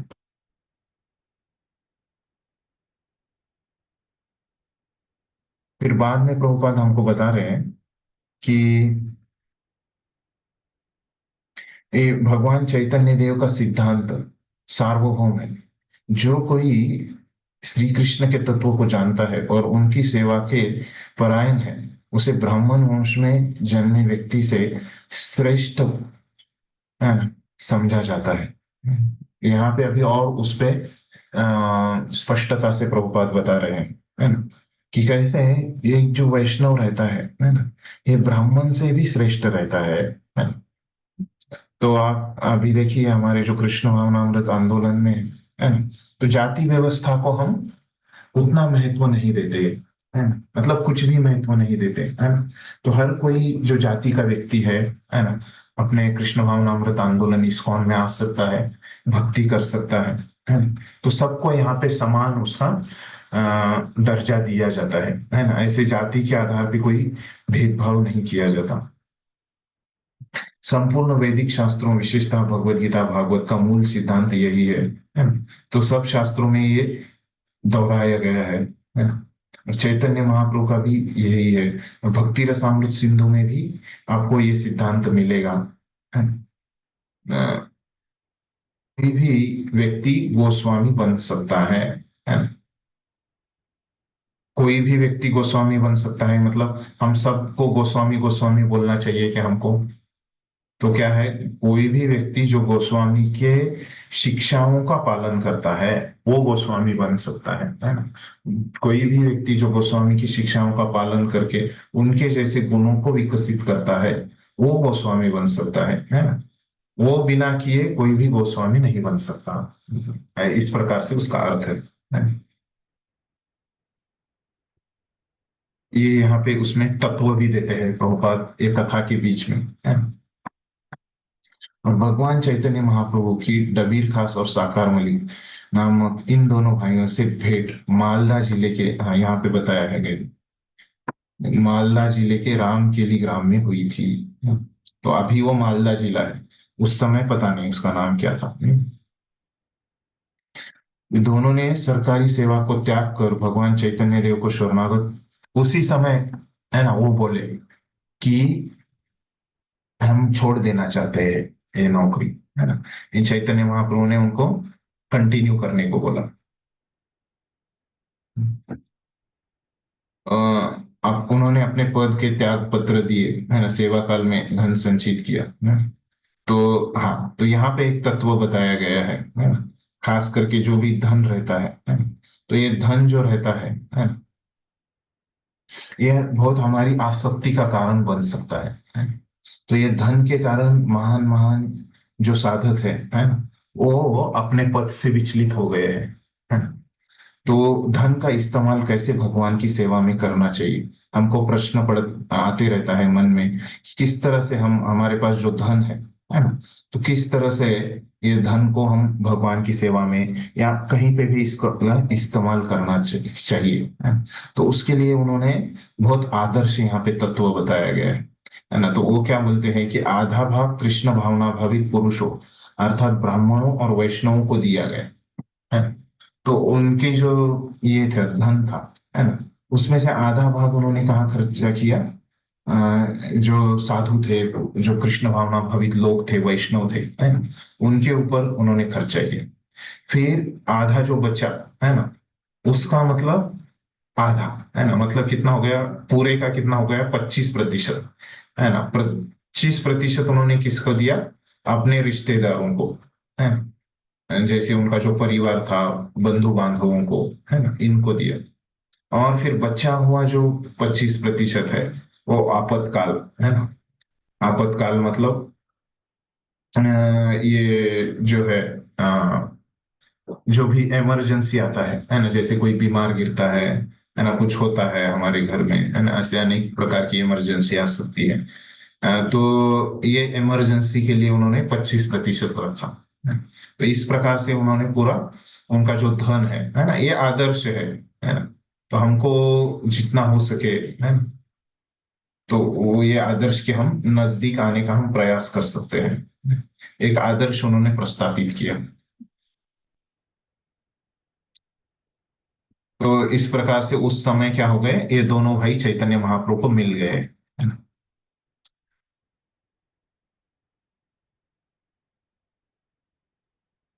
जब वो बाद में दशाश्वमेध घाट में मिले, है ना, भगवान चैतन्य महाप्रभु को, तो उन्होंने क्या किया, चैतन्य महाप्रभु ने उनको 10 दिन तक शिक्षाएं प्रदान की, है ना, उनकी शिक्षाएं, है ना, उपदेश दिए, है ना। और वो जो घाट है ना, अभी भी है वहां पे, दशाश्वमेध घाट, है ना, ये नाम से वहां पे प्रचलित है प्रयागराज में। तो देखिए प्रभुपाद ने उसी समय प्रयागराज रखा है नाम, है ना, प्रयागराज नाम अभी हो गया, लेकिन प्रभुपाद ने उसी समय प्रयागराज नाम लिख दिया है, हरिद्वार का, वाराणसी, सॉरी हरिद्वार, वाराणसी। इलाहाबाद का तो प्रयागराज में। हाँ इलाहाबाद, हाँ इलाहाबाद का, अभी प्रयागराज हो गया, उस समय इलाहाबाद था प्रभुपाद के समय में, फिर भी प्रभुपाद ने वहां पे प्रयागराज नाम लिखा है। तो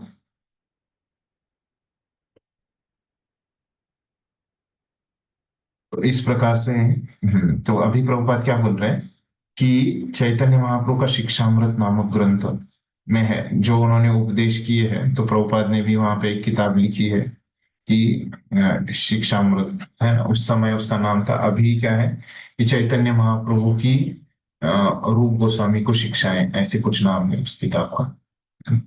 और ये सब जो शिक्षाएं हैं चैतन्य चरितामृत में पूरी है शिक्षाएं, है ना। तो प्रभुपाद का जो चैतन्य चरितामृत ग्रंथ है, तो उसमें ये पूरी शिक्षाएं आती है वैसे के वैसी, है ना, जो दी थी वहां पे। तो चैतन्य चरितामृत में है क्या,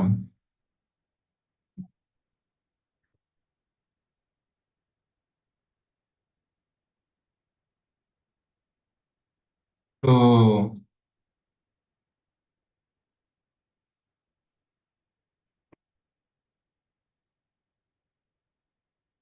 तो बाद में क्या किया वो गोस्वामी ने, जो उन्होंने 10 दिन शिक्षाएं प्राप्त की थी, है ना, प्रयागराज में, है ना, इलाहाबाद में, तो दशाश्वघात में, तो उसको उन्होंने अन्य शास्त्रों से भी उसका अभ्यास किया, है ना।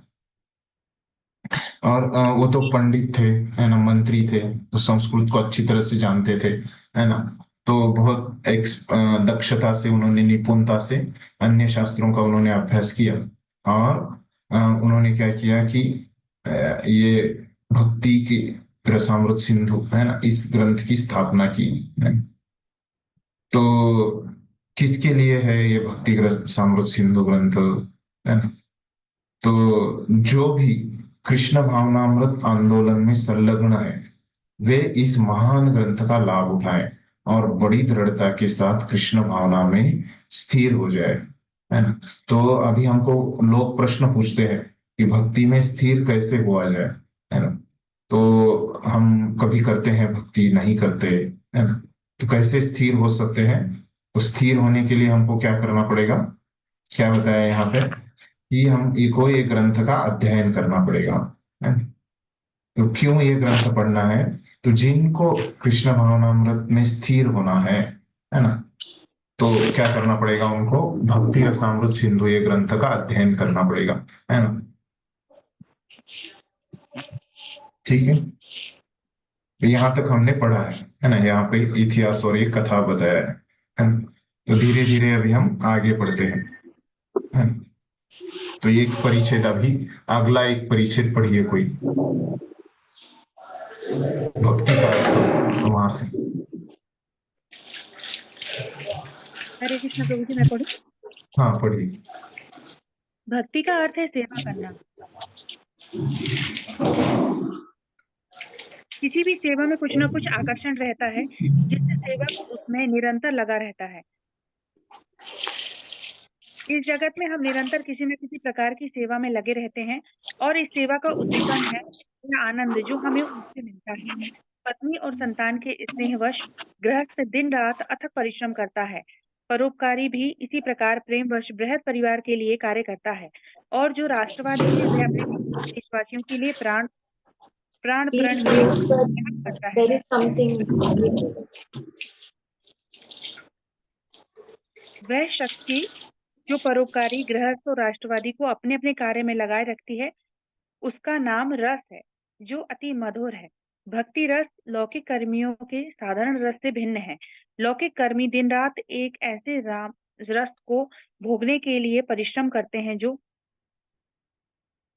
प्रभु जी ऊपर कीजिए स्क्रीन, हरि बोल।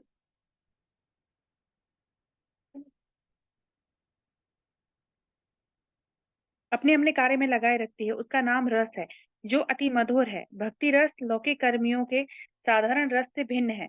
लौकिक कर्मी दिन रात एक ऐसे रस को भोगने के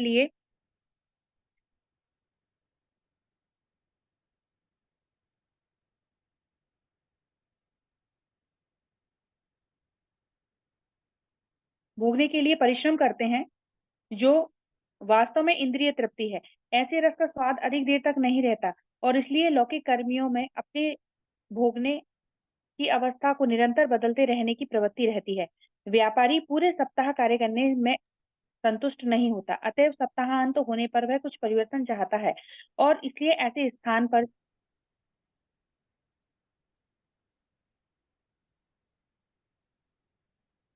चला जाता है जहां कम से कम एक दिन के लिए तो वह अपनी सारी व्यापार क्रियाओं को भूल सके। सप्ताह का अंत विस्मृति में खोकर वह फिर अपनी स्थिति को बदलकर व्यापार क्रिया में संलग्न हो जाता है। किसी परिस्थिति अथवा स्थिति विशेष को स्वीकार कर लेना और फिर कुछ समय बाद त्याग देना लौकिक कार्यकलाप का यही स्वरूप है। इसी को भोग त्याग कहते हैं। जीवात्मा निरंतर जीवन पर, बस प्रभु जी पर चला गया। जीवात्मा निरंतर या तो ना तो इंद्रिय तृप्ति में रह सकता है और ना त्याग में। निरंतर परिवर्तन चलता रहता है। हमें इनमें से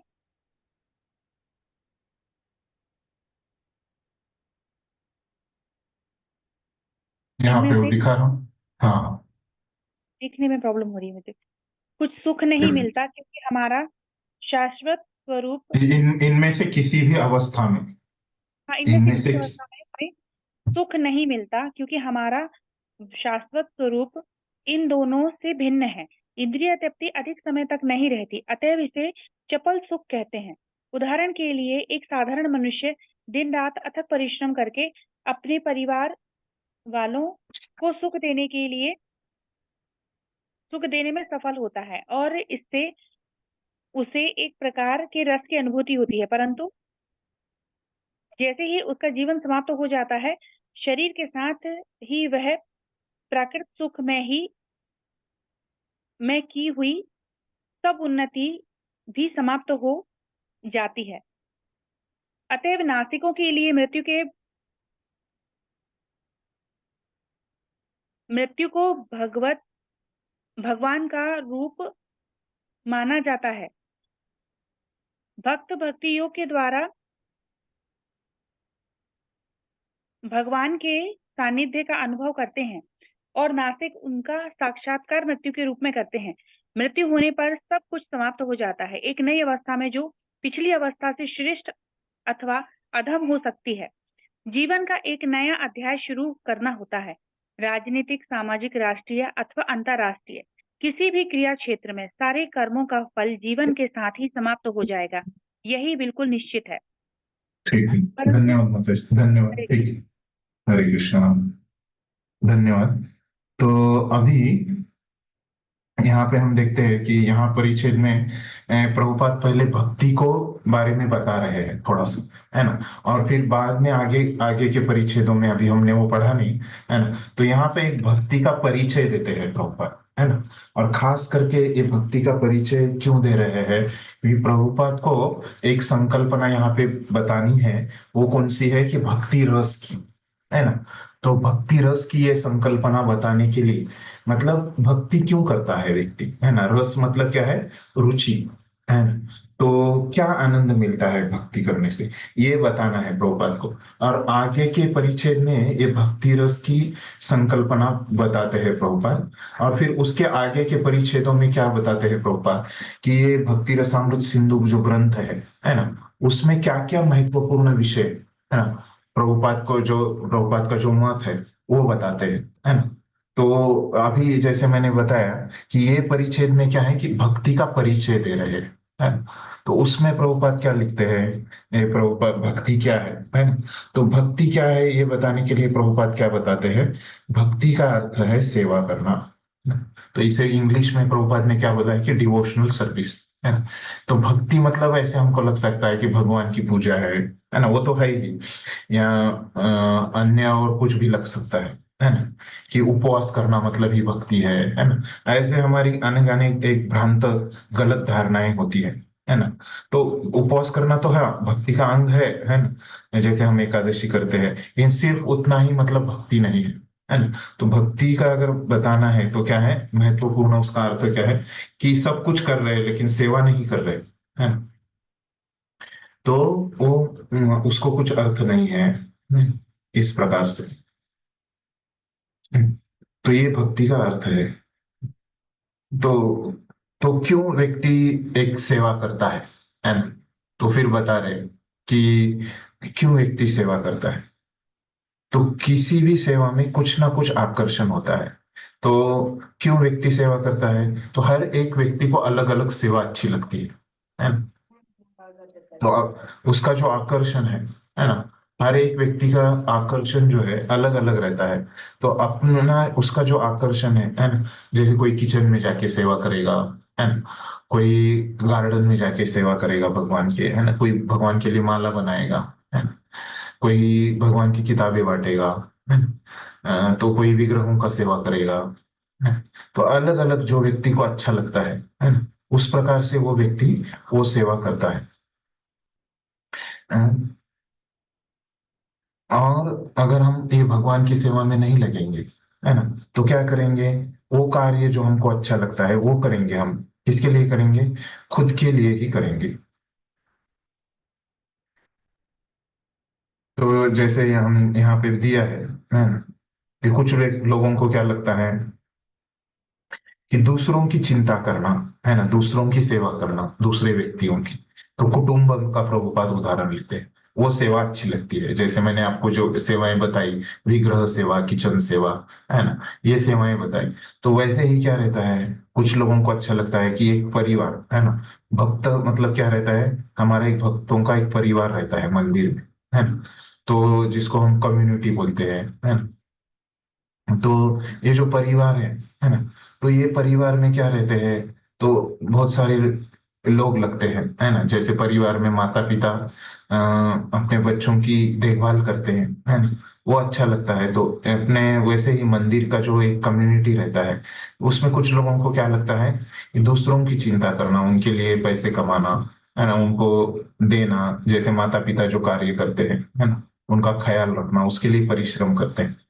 तो ऐसे ही कम्युनिटी की में ये लोगों को कुछ अच्छा लगता है कि सब कम्युनिटी को लोगों को प्रसाद मिलना चाहिए। तो इसके लिए वो मदद करते हैं, बनाने में मदद करते हैं, है ना? उनका स्वास्थ्य ठीक रखने में मदद करते हैं, है ना?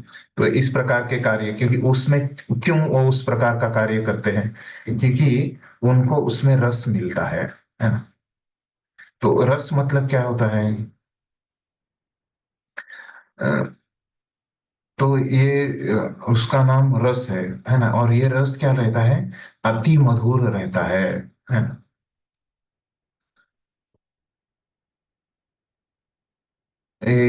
उनको ये जो रस ना प्रभु है ना। जी, हाँ, फिर से दोहराता है, रस का क्या बताया आपने, रस यानी क्या है? तो ठीक है, मैं बताता हूँ कि जैसे अभी ये अलग अलग कार्य बताए, है ना, हाँ। कि कोई, हाँ, तो व्यक्ति क्यों अलग अलग कार्य करता है, अलग अलग व्यक्ति अलग अलग कार्य करता है ना। हम्म, तो क्यों करता है, क्योंकि उसको वो कार्य अच्छा लगता है ना। हाँ, हाँ, आनंद तो लेता है। इस, हाँ। हाँ, आनंद लेता है ना। जैसे अलग अलग व्यक्तियों को अलग अलग सब्जी अच्छी लगती है ना। अच्छा, हाँ। तो सबको क्या एक ही सब्जी थोड़ी अच्छी लगती है ना। तो नहीं। क्यों है क्यों ऐसे लगता है, क्योंकि उनको वो सब्जी में रस आता हाँ। है ना, इसीलिए उनको वो अच्छी लगती है ना।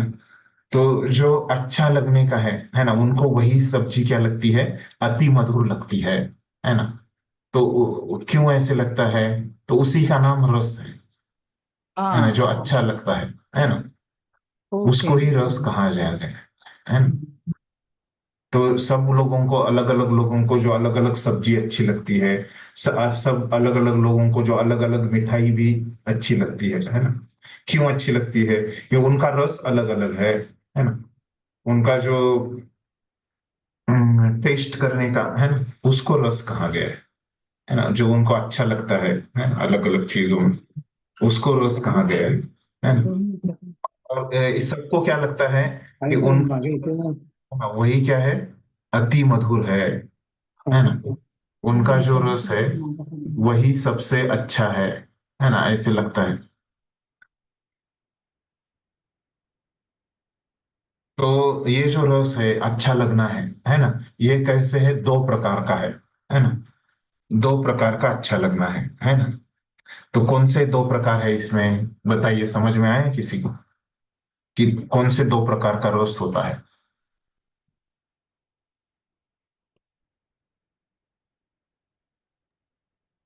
भौतिक और आध्यात्मिक। है ना?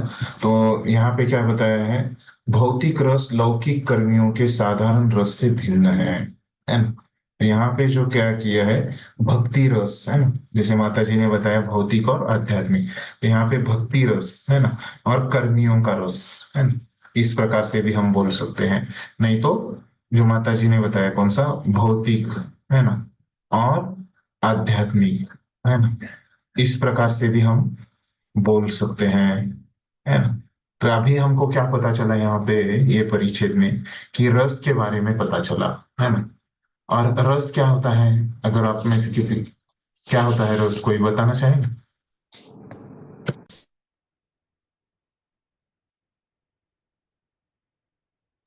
कार्य जिसमें आनंद की अनुभूति होती है उसे। हाँ, कार्य जिसमें आनंद की अनुभूति होती है, उस आनंद को ही रस कहते हैं, है।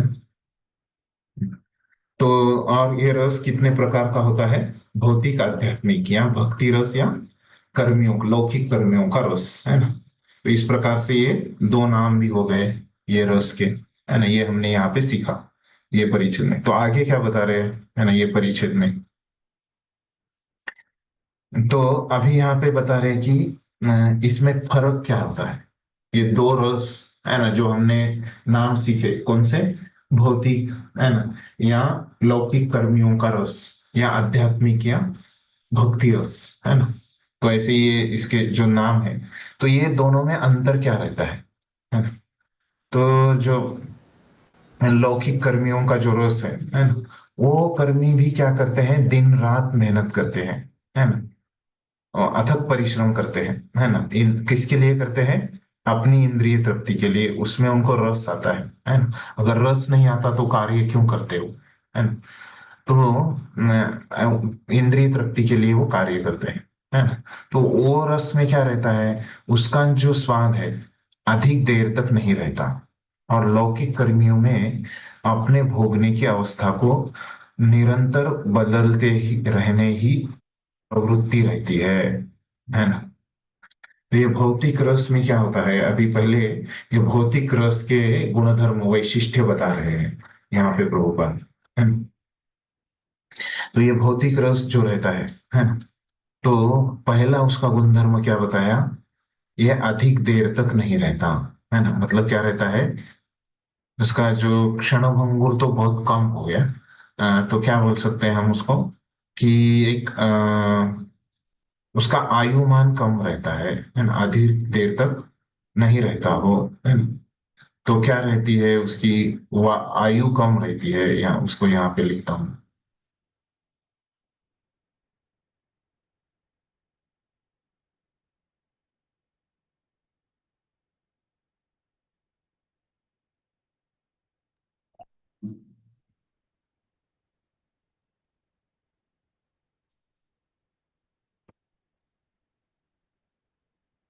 हरे कृष्ण। हाँ, तो कौन से दो प्रकार के रस बताए अभी प्रभुपाद ने? यहाँ पे भौतिक, सॉरी,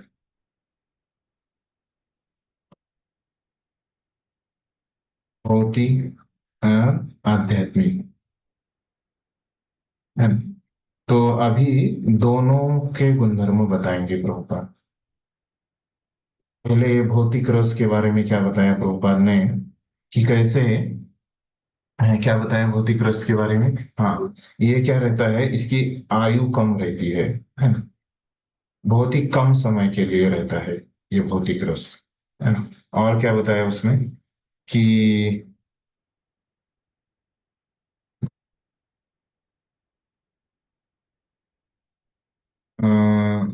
निरंतर बदलते रहना पड़ता है ना? अधिक देर तक नहीं रहता, स्वाद अधिक देर तक नहीं रहता, और कर्मियों में अपने भोगने की अवस्था को निरंतर बदलते रहते हैं, है ना? तो दूसरा मुद्दा यहाँ पे क्या बताया कि जो अपनी अवस्था को है ना, ये कर्मी लोग अपनी खुद की अवस्था को बदल रहे हैं, है ना? दूसरा मुद्दा यहाँ पे क्या बताया कि अवस्था अपनी बदलते रहते हैं, अवस्था बदलते रहते हैं, ठीक है? तो और क्या बता रहे हैं हम, देखते हैं। अवस्था का क्या मतलब होगा? ये बताएंगे, है ना?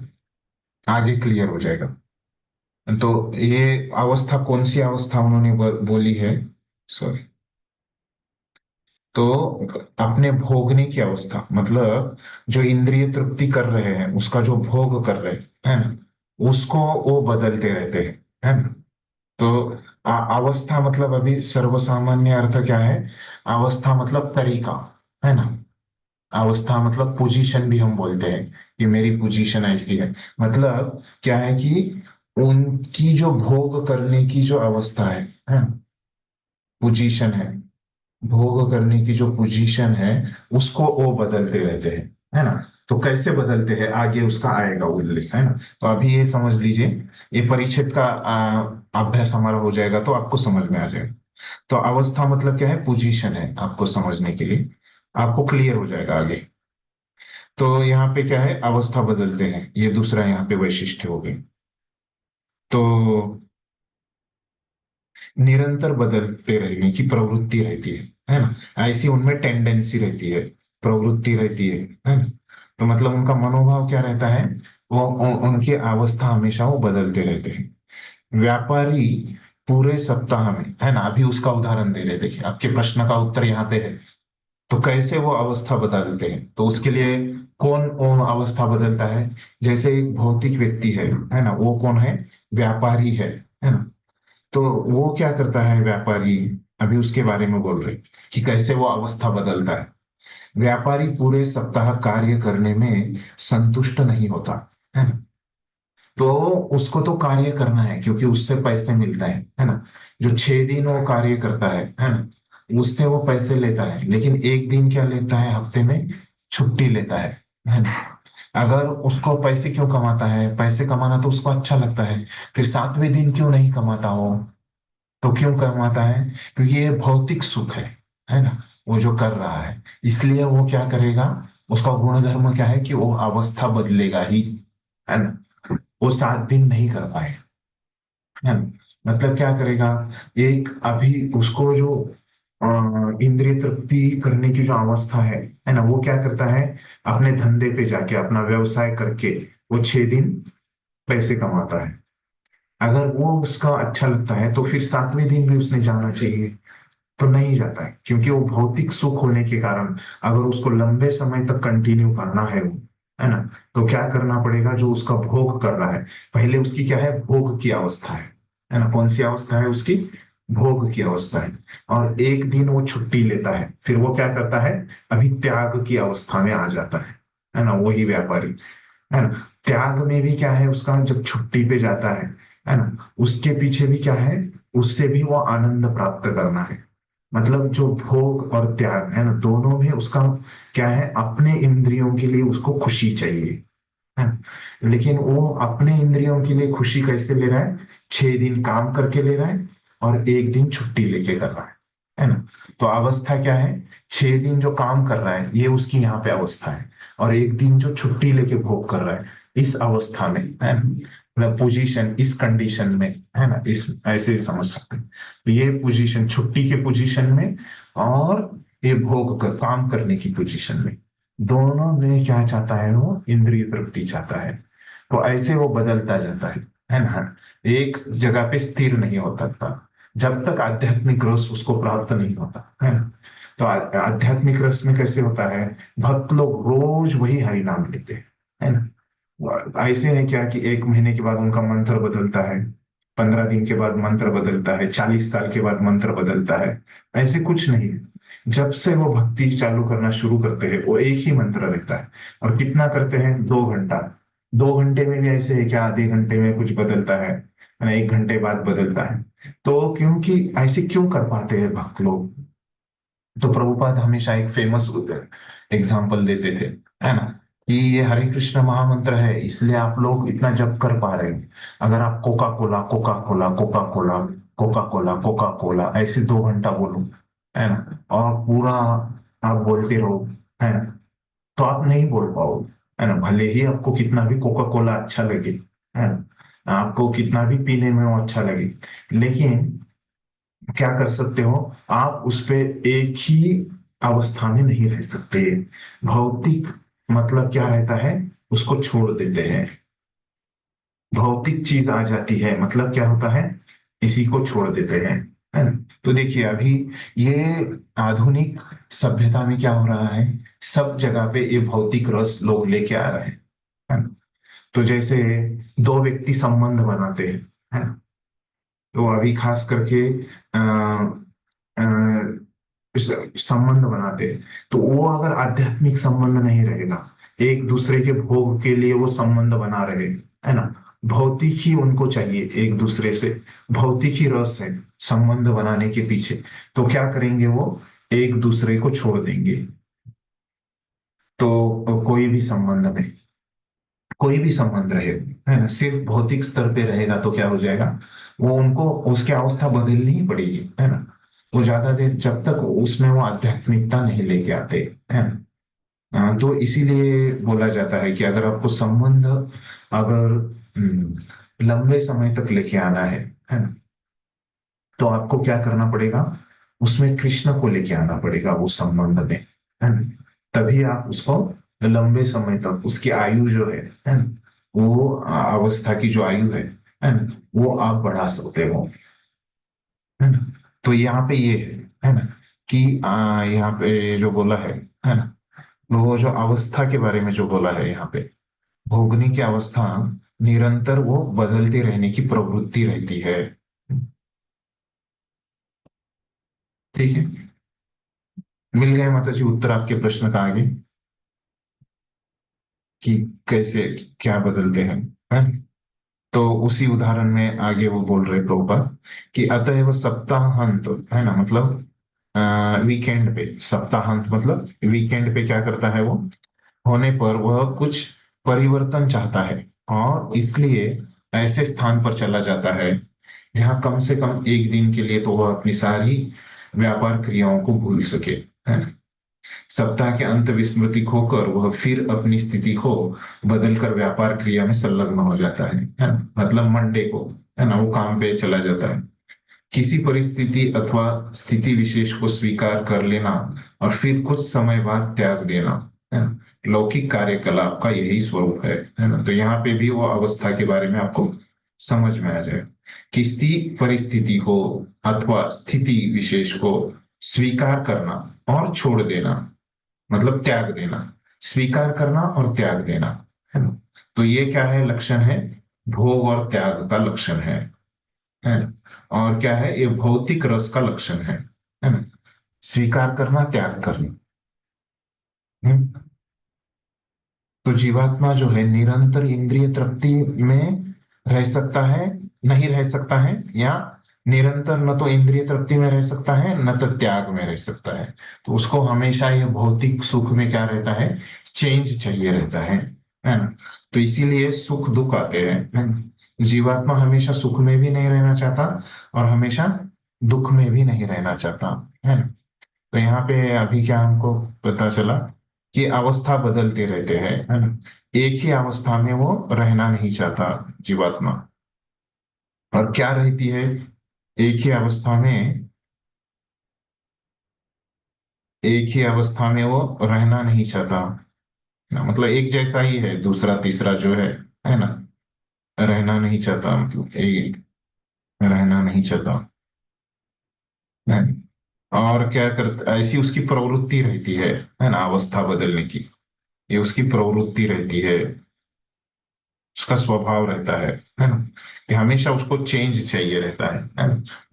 आजकल देखिए लोग, हम देख सकते हैं ये प्रवृत्ति भौतिकवादी लोगों में कैसे रहती है, और हमेशा वो मोबाइल बदलते रहते हैं, है ना। क्योंकि उनको उसमें रस आता है, भौतिक रस, है ना। तो वो भौतिक रस के लिए वो बदलते रहते हैं, हमें जरूरत नहीं रहती, अच्छा मोबाइल रहता है। ऐसे नहीं कि उनका मोबाइल खराब हो गया, कुछ हो गया, है ना, नहीं हो गया तो भी क्या करते हैं वो मोबाइल बदलते रहते हैं। उनके कपड़े खराब भी नहीं हुए, फटे भी नहीं, पुराने भी नहीं हुए, है ना, लेकिन फिर भी बदलते रहते हैं, है ना, भौतिकवादी लोग। मतलब क्या है, ये चीजों में बस वो भौतिक रस देख रहे हैं, है ना। तो इसीलिए ऐसे वो लोग कार्य करते हैं, है ना। ये हम अपने दैनंदिन जीवन में इस तरह से देख सकते हैं इस भौतिक रस को, है ना। तो जैसे यहाँ पे प्रभुपाद बता रहे हैं, है ना, कि ये भौतिक रस कैसे रहता है ना। अगर हम आजू बाजू में हम हमारे देखेंगे, आजू बाजू में लोग, है ना, तो हमेशा 6 महीने 1 साल में मोबाइल बदलते रहते हैं, गाड़ियां बदलते हैं लोग, है ना, घर बदलते हैं, है ना, क्योंकि उनको बोर लगता है ना। ऐसे आजकल नए नए फैशन आ रहे हैं, है ना।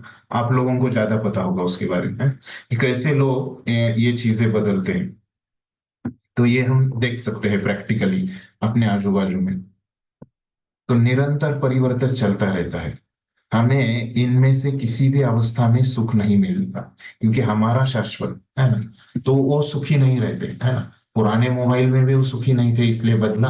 नया मोबाइल में भी क्या होते हैं, शुरू में एक 10-15 दिन सुखी रहते हैं, है ना, फिर वो भी उसके बाद भी क्या होते हैं, वो सुखी नहीं रहते। निरंतर जो परिवर्तन चलता रहता है ना। तो ये दोनों में क्या है, उनको सुख नहीं मिलता, है ना। क्यों नहीं मिलता, उसका कारण क्या है, कि हमारा शाश्वत स्वरूप इन दोनों से भिन्न है ना। इन जीवात्मा को नया मोबाइल नहीं चाहिए, है ना। जीवात्मा का जो स्वरूप है, वो मोबाइल खरीदना, घर नया बदलते रहना, है ना, गाड़ियां बदलते रहना, कपड़े बदलते रहना, है ना, ये नहीं है ना। क्योंकि ये सब किसके लिए है, इंद्रिय तृप्ति है। तो अपने आचार्य क्या बोलते हैं वैष्णव गीत में, ये चपल सुख लभ लागी रे, है ना। तो ये सब भौतिक सुख जो है, भौतिक रस जो है, वो कैसा है, चपल है। चपल मतलब क्या है, अभी रहता है, थोड़ी देर बाद नहीं रहता, है ना। चपल चीज जो रहती है, एक जगह पे कभी स्थिर नहीं रहती, है ना। वो हम बोलते हैं चपल लड़का है ना, चपल आदमी है, मतलब क्या है। और लक्ष्मी चंचल है, नहीं, चपल व्यक्ति को ही बोलते हैं, है ना। तो वैसे ये सुख भी क्या है, चपल है, एक जगह पे स्थिर नहीं रहता, है ना। चपल चंचल समानार्थी ही है ना। तो और एक उदाहरण देते हैं, पहले तो व्यापारी का उदाहरण दिया है ना, फिर और एक उदाहरण दे रहे कि एक साधारण मनुष्य दिन रात अथक परिश्रम करके अपने परिवार वालों को सुख के अ, सुख देना चाहता है, परंतु जैसे ही उसका जीवन समाप्त हो जाता है, शरीर के साथ ही प्राकृत सुख में कोई भी उन्नति भी नहीं, सॉरी, सफल होता है। इससे उसे एक प्रकार का रस का अनुभूति। ऐसे क्यों करना चाहता है वो व्यक्ति अपने परिवार का पालन पोषण, क्योंकि उसको एक रस मिलता है ना, उसको एक समाधान मिलता है, परिवार का ख्याल रखने में आनंद मिलता है, इसीलिए वो इस प्रकार से वो कार्य करता है ना? परंतु जैसे ही उसका जीवन समाप्त हो जाता है, शरीर मतलब वो मरने की अवस्था पे आगे आ गया है ना, शरीर के साथ ही प्राकृत सुख में की हुई सब उन्नति भी समाप्त हो जाती है ना। तो जो उसने प्रगति की थी, है ना, ये सब खत्म हो जाती है ना। अतएव नास्तिकों के लिए मृत्यु को भगवान का रूप माना जाता है ना। तो जो लोग भगवान को नहीं मानते, है ना, तो उनको भगवान कैसे मिलते हैं? मृत्यु के रूप में मिलते हैं, है ना। तो भगवान बोलते हैं मृत्यु सर्वहरश्चाहम्, है ना? तो मृत्यु के रूप में मैं सब हर लेता हूं, मैं अहम, है ना। तो ये नास्तिक लोगों को, है ना, कि कैसे उनकी भौतिक रस समाप्त हो जाता है ना, ये प्रभुपाद ने बताया, है ना, कि क्यों बताया ये समाप्त हो जाता है। कि भौतिक रस का स्वभाव ही है ना, क्या है वो, कि वो खत्म हो जाता है, रहता नहीं लंबे समय तक, है ना। तो भक्त भक्ति योग के द्वारा भगवान के सानिध्य का अनुभव करते हैं। अभी भक्तों के बारे में बता, और नास्तिक उनका साक्षात्कार मृत्यु के रूप में करते हैं। भक्त और भगवान है या नास्तिक, इन दोनों में क्या अंतर है? वो कैसे समझते हैं भगवान को, है ना। तो भक्त जो उनका साक्षात्कार करता है ना, तो वो क्या करता है? भक्ति योग के द्वारा, है ना। तो क्या रहता है भक्ति योग? मतलब भगवान से संबंध बनाना, है ना। हमने देखा योग मतलब संबंध बनाना, है ना। तो भगवान कौन है समझना, है ना, और उनसे संबंध बनाना। भगवान के साथ संबंध बनाने के जो भी कार्य है, जैसे उनके शास्त्रों का अध्ययन करना, उनके भक्तों की सेवा करना, उनकी किताबों का वितरण करना, है। तो ये सब कार्यों से क्या करते हैं हम? भगवान के साथ संबंध बनाते हैं। हाँ।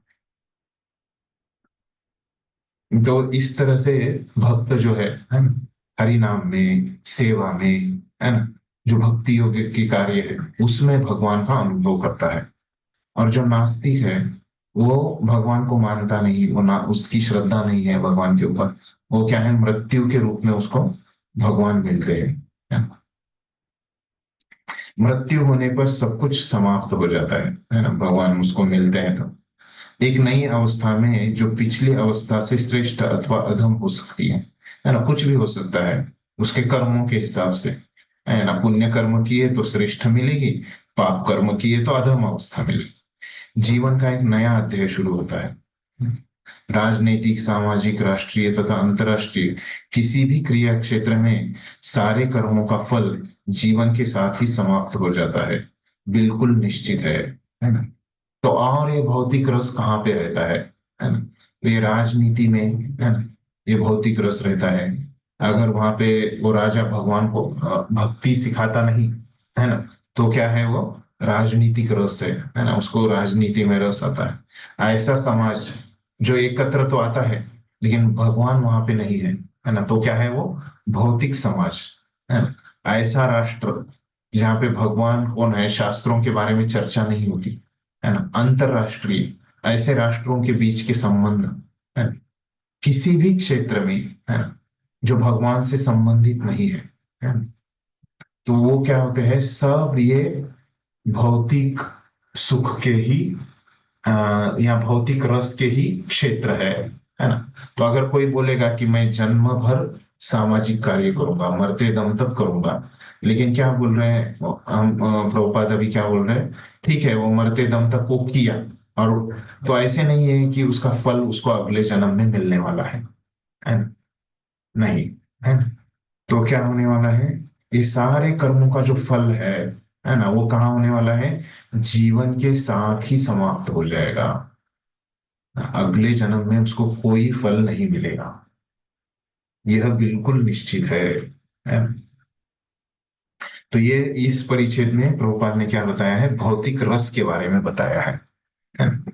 तो अगले परिच्छेद में हम देखते हैं तो क्या क्या महत्वपूर्ण बातें बताई प्रभुपाद ने, मैंने यहाँ पे लिख के रखी है ना। तो कि ये तो इसके आयु कम रहती है ना। फिर यहाँ पे अवस्था वो बदलते रहता है ना। और क्या रहता है इसमें? वो भोग त्याग करते रहता है ना।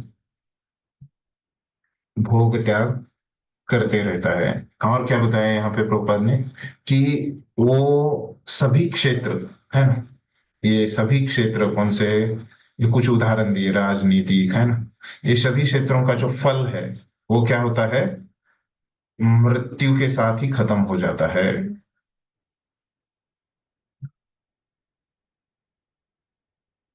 ही खत्म हो जाता है।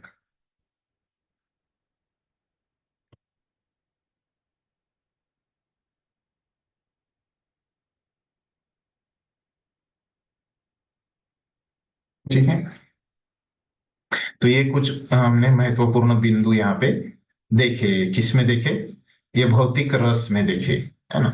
तो अगला परिच्छेद हम पढ़ते हैं अभी, है ना। तो और क्या बोलते हैं प्रभुपाद अगले परिच्छेद में? पढ़िए कोई।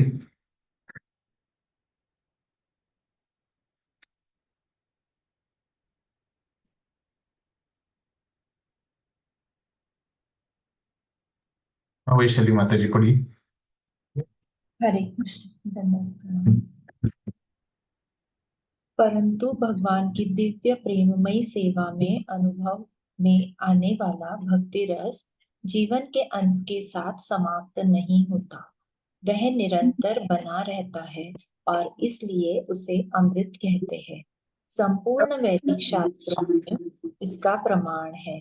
भगवत गीता कहती है, भक्ति रस में थोड़ी भी उन्नति भक्त को परम भय से अर्थात मानव जीवन के अवसर को खो देने से होने वाले भय से बचा सकती है।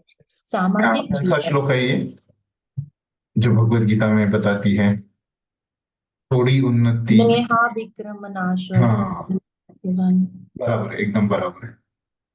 आगे पढ़िए।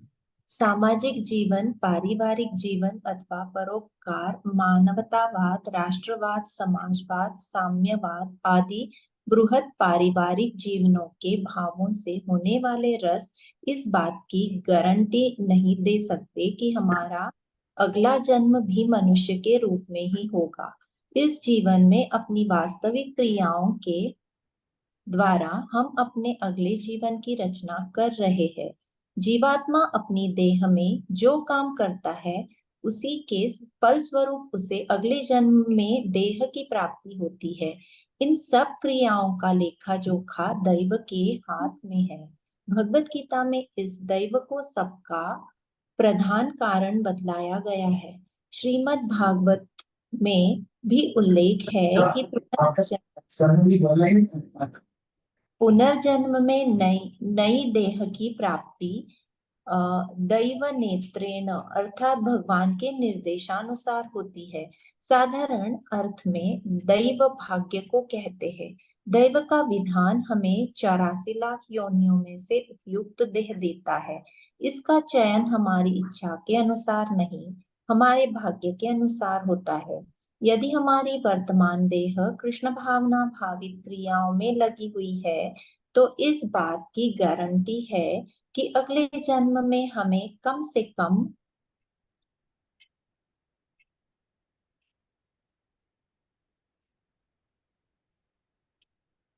से कम मनुष्य की योनि तो अवश्य ही मिलेगी। यदि कोई कृष्ण भावना भावित क्रियाओं के परायण है तो यह निश्चित है कि भक्ति योग को पूर्ण न कर पाने की अवस्था में उसे मानव समाज में उच्च वर्गों में जन्म की प्राप्ति होगी, जिससे वह स्वतः कृष्ण भावना में आगे उन्नति कर सके। अतएव कृष्ण भावना भावित सभी प्रामाणिक क्रियाएं अमृत है। भक्ति रसामृत सिंधु का यही विषय। हरे कृष्ण। धन्यवाद। तो अभी प्रभुपाद ने क्या बताया है कि अभी जो रस की बारे में प्रभुपाद वर्णन कर रहे थे, है ना। तो उसको बारे में क्या बता रहे हैं प्रभुपाद? देखिए, शुरू में क्या बताते हैं प्रभुपाद कि जो बताया था भौतिक जो रस है ना, उसका फल जो है ना, वो यहाँ पे मृत्यु के साथ ही चला जाता है ना। तो पहले अभी यहाँ पे प्रभुपाद ने क्या बताया है हमको कि यहाँ पे जो आध्यात्मिक रस है उसका फल क्या होता है, भक्ति रस का फल क्या होता है यहाँ पे बताया। देखिए, भक्ति रस जीवन के अंत के साथ समाप्त नहीं होता, है ना। वो अगले जीवन में भी आता है ना? भक्ति रस, है ना। तो इसीलिए बोलते हैं कि भक्ति हम कंटिन्यू करेंगे, है ना। भक्त लोग उदाहरण देते हैं कि जैसे आपने 5% कंप्लीट की इस जन्म में तो क्या होगा, अगले पर जन्म में क्या 6% से चालू करेंगे, है ना। लेकिन हमको नहीं है ऐसे। अभी मैं पीएचडी करके मर गया तो क्या हो जाएगा, मेरे मरने के बाद भी क्या हो जाएगा, मुझे फिर से एलकेजी यूकेजी से चालू करना पड़ेगा, है ना। तो ऐसे नहीं कि मैं पीएचडी के आगे कंटिन्यू करूंगा, ऐसे नहीं है ना। तो भौतिक में ऐसे नहीं होता, है ना। तो यहाँ पे उसका अभी जो हम अभ्यास कर रहे थे, है ना, तो यहाँ पे गुणधर्म हमको क्या मिला, जहाँ पे ये भौतिक आध्यात्मिक है ना, मृत्यु के साथ खत्म होता है पांचवा, है ना। तो उसमें यहाँ पे हमको क्या सीखने को मिला कि ये मृत्यु के साथ खत्म नहीं होता, अगले जन्म में आता है ना।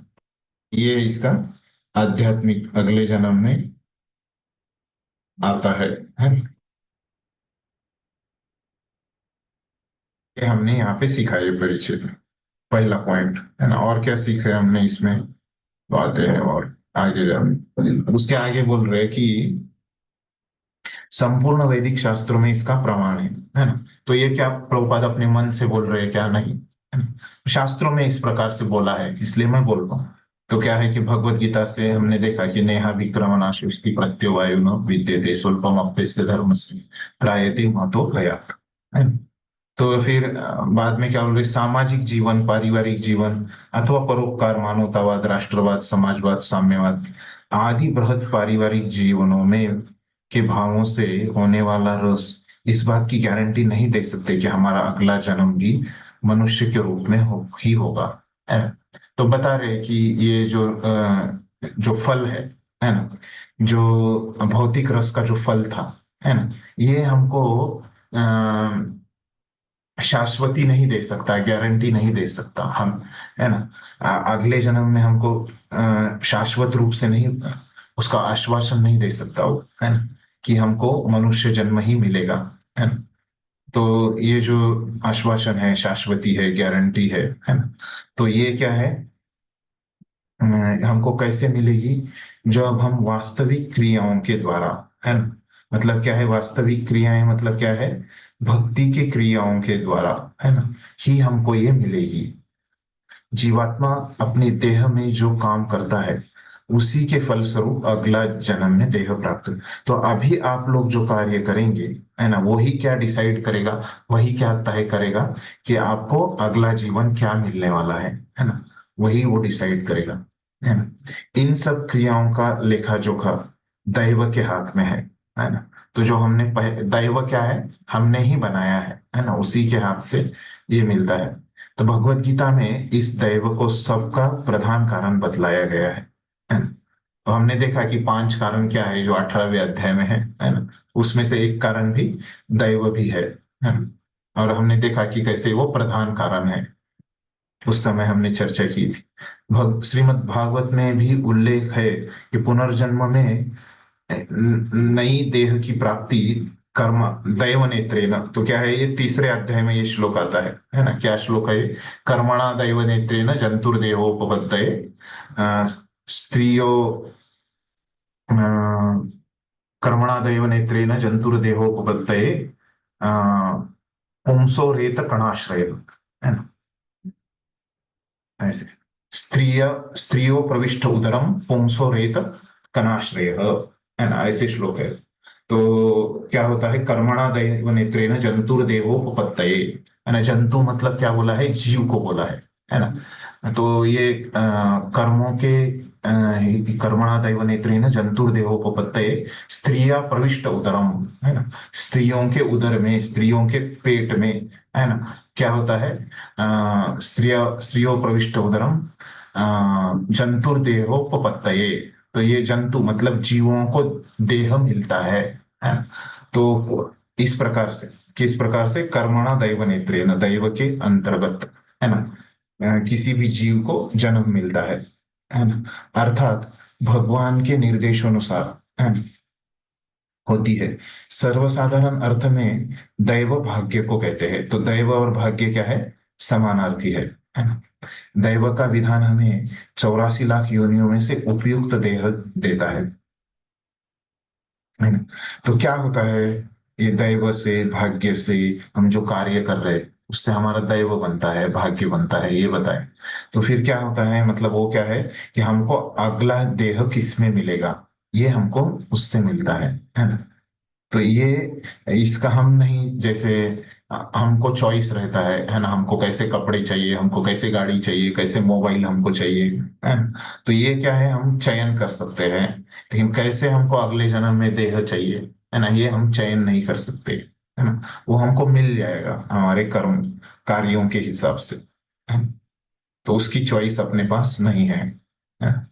वर्तमान देह कृष्ण भावना भावित क्रियाओं में लगी हुई हो तो इस बात की गारंटी है कि अगले जन्म में हमें कम से कम मनुष्य की योनि तो अवश्य ही मिलेगी, है ना? तो यह निश्चित है कि भक्ति योग को पूर्ण न कर पाने की अवस्था में उस मानव समाज में उच्च वर्गों में जन्म की प्राप्ति होगी, जिससे वह स्वतः कृष्ण भावना में आगे उन्नति। तो हमने देखा था ये भगवत गीता के 6ठे अध्याय में, है ना। अगर वो उसको पूरा पूर्णत्व प्राप्त नहीं कर सकता है तो क्या मिलेगा उसको, ब्राह्मणों के घर में, है ना। अगर वो ज्यादा प्रगत है ना, तो भक्तों के घर में, है ना। उससे कम प्रगत है ना, तो ब्राह्मणों के घर में, है ना। उससे थोड़ा और कम प्रगत है तो क्या हो जाएगा, धनी लोगों के घर में, है ना। तो ऐसे उसको जन्म मिलता है अगले जीवन में। अतएव कृष्ण भावना भावी सभी प्रामाणिक क्रियाएं अमृत है ना। क्यों अमृत है, क्योंकि अमृत क्या है कि कभी वो मरता नहीं, है ना। तो वैसे ही क्या हो रहा है कि ये कृष्ण भावना भावी की जो प्रामाणिक क्रियाएं हैं, वो उसका जो फल है ना, मरता नहीं, है ना। तो इसको अमृत क्यों बोला है, क्योंकि वो क्रियाएं है जो है उससे जो फल आ रहा है ना। तो भौतिक क्रियाओं का जो फल है वो क्या हो रहा है, मृत्यु के साथ खत्म हो रहा है ना। लेकिन अमृत क्या है कि वो मरता नहीं, कभी भी उसको मरण नहीं रहता, अमृत, है ना, मृत नहीं होता, उसको अमृत बोलते हैं।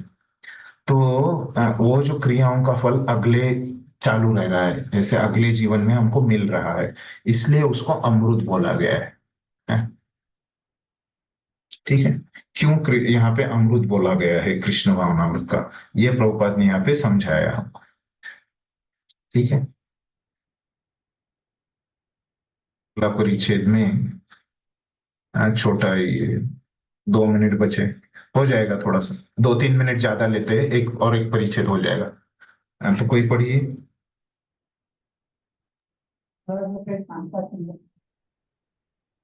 हरे कृष्णा प्रभु जी। हाँ हाँ। एक क्वेश्चन है थोड़ा। हाँ बोलिए। ठीक ये है। मेरे पास जो भक्ति रस है उसमें हम्म। तो पेज नंबर 12 है उसका, पेज नंबर 12 हम्म। रोमन में 10:11 लगे। उसमें लिखा है कि श्री गोस्वामी की पहली बार इलाहाबाद में मुलाकात हुई महाप्रभु से। फिर क्वेश्चन है हम लोगों को इसमें, क्वेश्चन नंबर 5। तो अभी मेरा क्वेश्चन है कि अभी आपने बताया कि वो पहली बार मुलाकात राम